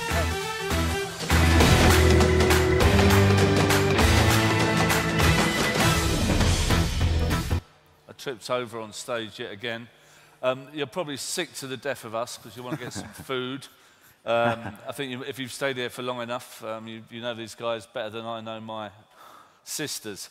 Again, quickly, we'll start with you, Jimmy. Quick, tell us who you are. Okay, my name is Jimmy. I'm the co-founder of one of the cryptocurrency exchange here in Malta, ZBX. Yeah. Thank you. Okay, Patrick from BitPay Pay and BitPay Exchange. Theo Goodman from Proof of Work Media, Design and Strategy Studio. Thank you very much, gentlemen. And I write for Forbes, Economist, the BBC. I've done 2 interviews and 3 panels, and I'm knackered. So we're going to try and get this done quite quickly, even though it's an amazing conference and all that stuff. Jimmy, this is a strange subject. Precious metals, presumably gold, and digital safe havens, which I presume means currencies, not countries. Mm-hmm. What do you think about the subject matter in hand? Did we make a mistake leaving the gold standard? Well, I kind of... it's interesting because the first ISTO, or secure token offering, I've heard of it. You know the country Liechtenstein, they are like, yes. they have a lot of gold reserve. So these guys, I think it was a year ago, they presented a solution which is very interesting. It's like, because in the gold trading sphere, they have a problem. When someone from Hong Kong buy the gold, they have to ship the gold from the mountain in Liechtenstein to the port and then to Hong Kong port. It would cost like $1 million, just do it. Yeah. The security, everything. And what they realized, like, they need a better solution. What happens, like, the government actually initiated, and also the gold reserve, they put every piece of the gold, like this, the picture shows, like, you know, have this gold bricks on chain. So that means, like, they create actually digital gold tokens representing the metal. And if you want to trade, you just trade the tokens. Then the ownership between the token and the owner, of course, need to be verified. And also the token itself representing a certain amount of the certain gold. Also, there's a link between it. So that's what I'm always saying. Like, really, that's, if you talk about ISTO for next round of the blockchain, I think the asset-based security is the future. Right. Yeah, okay. I don't really believe the shares and stuff. Like, that's why I'm like, this is actually quite interesting too. So we were talking earlier. A couple of people on the panel were talking about stable coins. Yeah. Being the future of, well, for 2019. So we have gold, which is a stable metal, I suppose. I mean, I don't know the gold price. It's had little relevance in my life, really. I did once deal in silver when I lived in the Sinai Desert in 1987 in a hut. So I used to go to the Kana Khalili silver market in Cairo and buy silver there and get someone to make it into jewelry. So it worked for me for about 3 months. Silver was a pretty decent thing in my life, you know what I mean? And I understand the Liechtenstein strategy, I suppose. But when we talk about digital safe havens, would you consider that STO to be a safe haven? Or would you, or maybe the epitome of a state? Yeah, this is what I'm saying. Like, these days, if you look at a stablecoin, most of the stablecoin are trying to pegging to US dollar and euros and try to make it stable. But if you look at the financial history, even the central government sometimes cannot keep their currency stable. So it's not a really true stable coin, right? No. So, so in order for you to create some true stable coin, I think that another round is really looking into the asset and use the asset to back it up. So it might be more stable than just thinking about the government actually, the US bond or whatever can help you. Yeah, okay. Yeah. So Theo, I'll go back to, I suppose, I don't know if this is a trope or some form of disinformation, but I always thought that the Nazis started World War II because they had all the gold, right? So they had the money to expand. Is there the kind of possibility that someone could hoard stable coins, being a government? So I think that... I'll tell you what, maybe for the audience, the difference between a stable coin and different Well, coins. a stable coin is just trying to represent the value of a fiat currency. So Tether is Tether is like one Tether is $1. Gemini dollar is the same, and so is the one released by the Winklevoss twins. So it's just trying to reflect that on a blockchain. So the thing is, first of all, a stable coin, in that there's different forms of stable coins as well. For example, there's MakerDAI, so that's more of an algorithmic, actually backed by Ethereum. So it's a little bit more, it's a collateralized stable coin essentially on a blockchain. Whereas you have Tether, where that's I would call that an off-chain stablecoin. It's essentially like an IOU that Tether will pay that out eventually. Now the thing is, these stablecoins, especially the off-chain ones, are only as stable as the companies releasing them, because in the end, they're the one giving you the IOU. So you have a different kind of risk you have to think about. Another thing, you asked if they could be used as a safe haven. There's definitely not. For example, the Gemini one and the Winklevoss twin version, the smart contract has a function in which they can freeze addresses because, of course, they're a US company, so they have to comply with some regulations. And Tether was also able to essentially blacklist some address after they had found a technical flaw that was taken advantage of. So these are definitely not sovereign money, these so-called stablecoins. Maybe something like MakerDAI, which is a decentralized version, is, but it's very, very not user-friendly at all. It's very nerdy kind of thing, but maybe we'll see something like that in the future too. But both have a place in the market depending on what you want to do. But Tether seems controversial. Well, it seems controversial.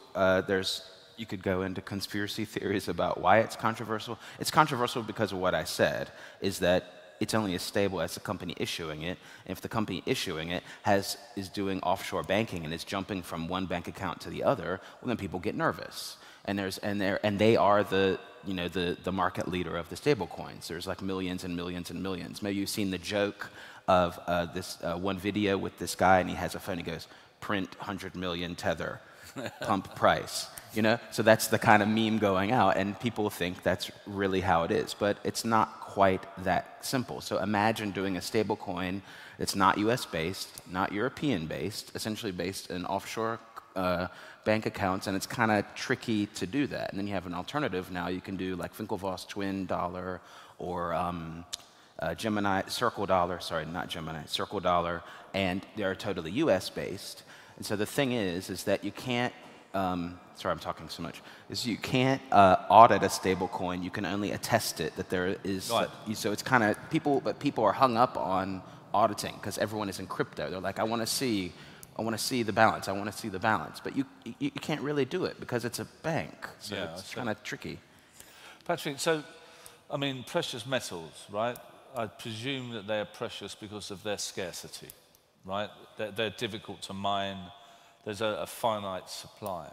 But I think, wouldn't we go back to Bitcoin, that there's a finite supply of 21 million Bitcoins? So that would imply to me that Bitcoin could be a new gold standard based on its scarcity or its difficulty. Does that make sense? It makes sense because, the gold, the mining of the gold is still going on, yeah? So with the 20 million Bitcoins, we have right now 17 millions. So I think the reach of the 20 million will be make Bitcoin to be stable at that point, because all it will be more valuable, So I think other coins like altcoins is I wouldn't think of like an investment of like gold. Yeah. Yeah. The way I see it, as a digital haven, I still exist in fiat currency. I pay my mortgage, I pay my school fees in that way until a recent disaster and a crypto theft, which I keep talking about because it's breaking my heart. But I did see it as a digital safe, well, I saw it as a safe haven anyway, but I saw it over a long period of time, almost like my pension fund, you know. So the volatility of that type of thing doesn't really bother me so much because I'm in it for a long time. Yeah. I'm not a speculator. You know, I'm not doing it because I want to make 1,000% or anything. I want to put it somewhere philosophically and politically, maybe. I believe in decentralization. So I do think that cryptocurrencies are a safe haven, but only if you look at it in the long term. Do you agree with that, Jimmy? It depends on which cryptocurrency. Yeah. Yeah. So yeah. it's Bitcoin is one of the most adopted cryptocurrency right now. Probably has the attribute, but doesn't mean like all the other tokens gonna has the value in the future. It's more becoming centralized in a way. Is there a limit to something like Ethereum? Is it the same as Bitcoin? I should know this. No, not really. I don't think Ethereum does not have a finite limit. It doesn't. Yeah, okay. Yeah. So compared to Ethereum, more like I always use comparisons like if it is a village, you need a lake. If it's a continent, you need ocean. No. So it grows as a usage and so on. So yeah. Then. So almost like. So basically, in cryptocurrency world, I still think the precious metal concept is the Bitcoin as. You do think? Yeah, people always fall back to this, like, you know, it's the way to show how much your wealth you have, right? So. Like, I wonder if there's a kind of peak gold. If there's nowhere else you can get gold. Yeah, this is something I really want to have to see in the cryptocurrency space. Like people talk about secure token offering.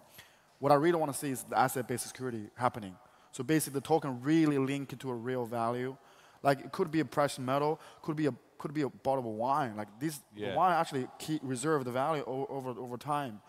And if you look at the dollar itself, I mean, the inflation and like doesn't really, it's not stable. Yeah, yeah. $1 doesn't mean in real the value like you have 30 years ago. No, I think isn't there the burger index? Yeah. Where a hamburger costs so much at a certain place. I mean that's almost a similar form of currency, right? You know, it's $2 here, $1 there, $4 there. I mean, you could do that with drugs. I mean, the price of cocaine, I believe, varies from country to country, you know. Yeah. I suppose it depends I mean, I've never invested in gold, but I know it's there, and I perceive it to be stable and a precious metal. But since we left the gold standard, it seems to have been slow chaos. Would you agree with that, Sia? I don't think it's been chaos. What it's allowed countries to do is to use massive amounts of leverage that was not possible on the gold standard. So that's also one reason we have nice things. Yeah. It's just a tool. It's just that, like other tools, like we talked about earlier, it can fund wars and do other things too. So I don't think that you know, you have to have a currency that's commodity backed. Right. It could have a place in some uses maybe, but I don't think that we have to have that. I mean, in the end, the reason gold has value is it's essentially a meme. It's people believe in gold. Of course, there's industrial use of gold, and it's a physical object, and it's rare. But in the end, most of the value is just belief, and so is fiat. Yeah, I suppose you could say the same thing about, I don't know, I think probably the richest mineral, precious metal country on earth is probably DRC, Congo, right? That seems to continually come up with new metals or new elements. I mean, cobalt, I think, is an example of, I've got cobalt in my mobile phone, you know, the mining of that. But you don't see reference points to the price of cobalt. Well, it hasn't caught on as a meme that everyone is agreeing that that has a value. But gold and silver are really easy to understand. There's jewelry. Where's the cobalt jewelry? Where is it? I don't see it. Yeah. Diamonds is a whole other topic, but yeah. Yeah, I suppose, I suppose you could even go down to rice. or something like that. I mean, but I mean, I think. Well, I mean, I sound really confused because I am. You know what I mean? I know what value is. I mean, you can have, I don't know, abstract concepts such as love or happiness or anything like that. Those are forms of currency of your life as well, right? Sure. Well, value is subjective, but then of course there is, utility value and things like that too. So it all comes together. Yeah. What do you think, Patrick? So, again, the adoption, is also key for example, bitcoins. Yeah, so I can really spend the money in different places. Yeah, and the gold and the Bitcoin is the difference is that anyone can buy it. Yeah. Do you think they're the same? I wouldn't mix those two. Yeah. Why not? If I want to buy a gold, I probably if we are here, yeah, everyone has a Bitcoin, yeah, or at least touch it, buy it, yeah. And I think also we here I didn't buy gold, yeah. So the adoption in the earth, it will be probably the key, yeah, because anyone can get to this, Well, you talk about scarcity. I mean, we might be thinking about water as a currency in the future. Do you know what I mean? Planets dying up. I met someone very interesting the other day, and he said, who do you think is the biggest believer in global warming? And I said, well, I don't know. And he said, the US military. And I said, what are you talking about? He said, they know what's coming, and they see a tropic around the world, like a 2% of the world, like Ukraine, bread basket of Europe. So their idea is that everyone will eventually migrate to these places. And that type of thing, the scarcity of life is going to be quite interesting, where we move to, where we go to. It won't matter what we use. We might just have to survive, you know what I mean? Anyway, happy days. We're coming out of time, so let's have some optimism. I mean, I think all of you are optimists. Crypto, safe haven, yes or no, Jimmy? I believe, yeah, for Bitcoin, it's probably, it's like the basic perception of value, right? So, yeah.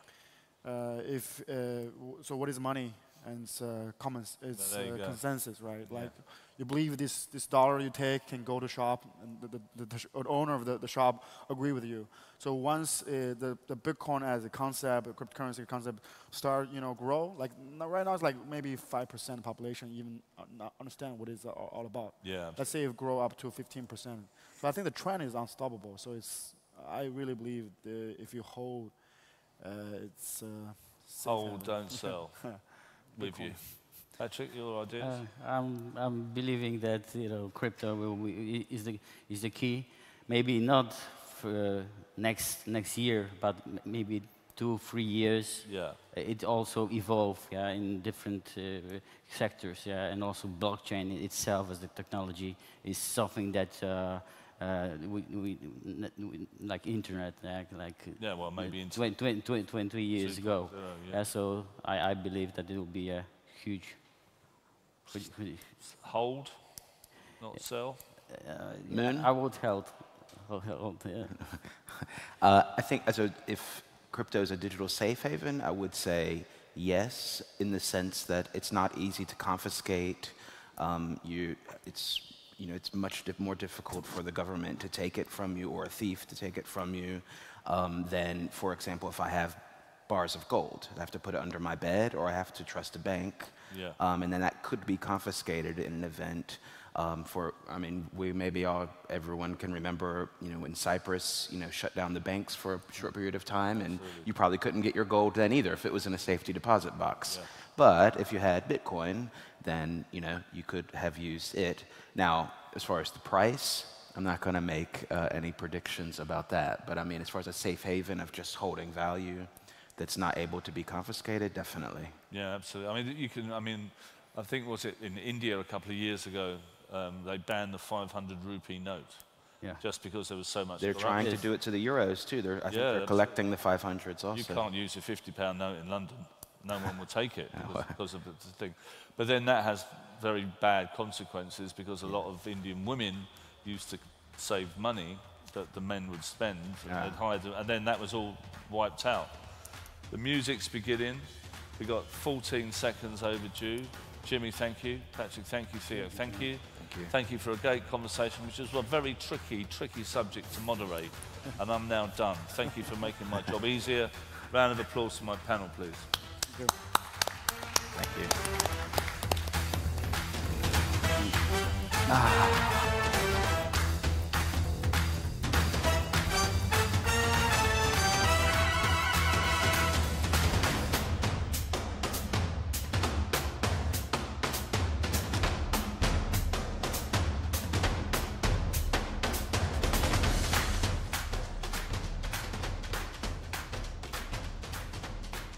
Okay, guys, thank you for coming here, singing with our speakers. So I hope you joined the conference. So right now we finished at the payments conference. Next will be on 2 p.m. With the affiliate. So thank you very much for coming. Have a great show. Thank you.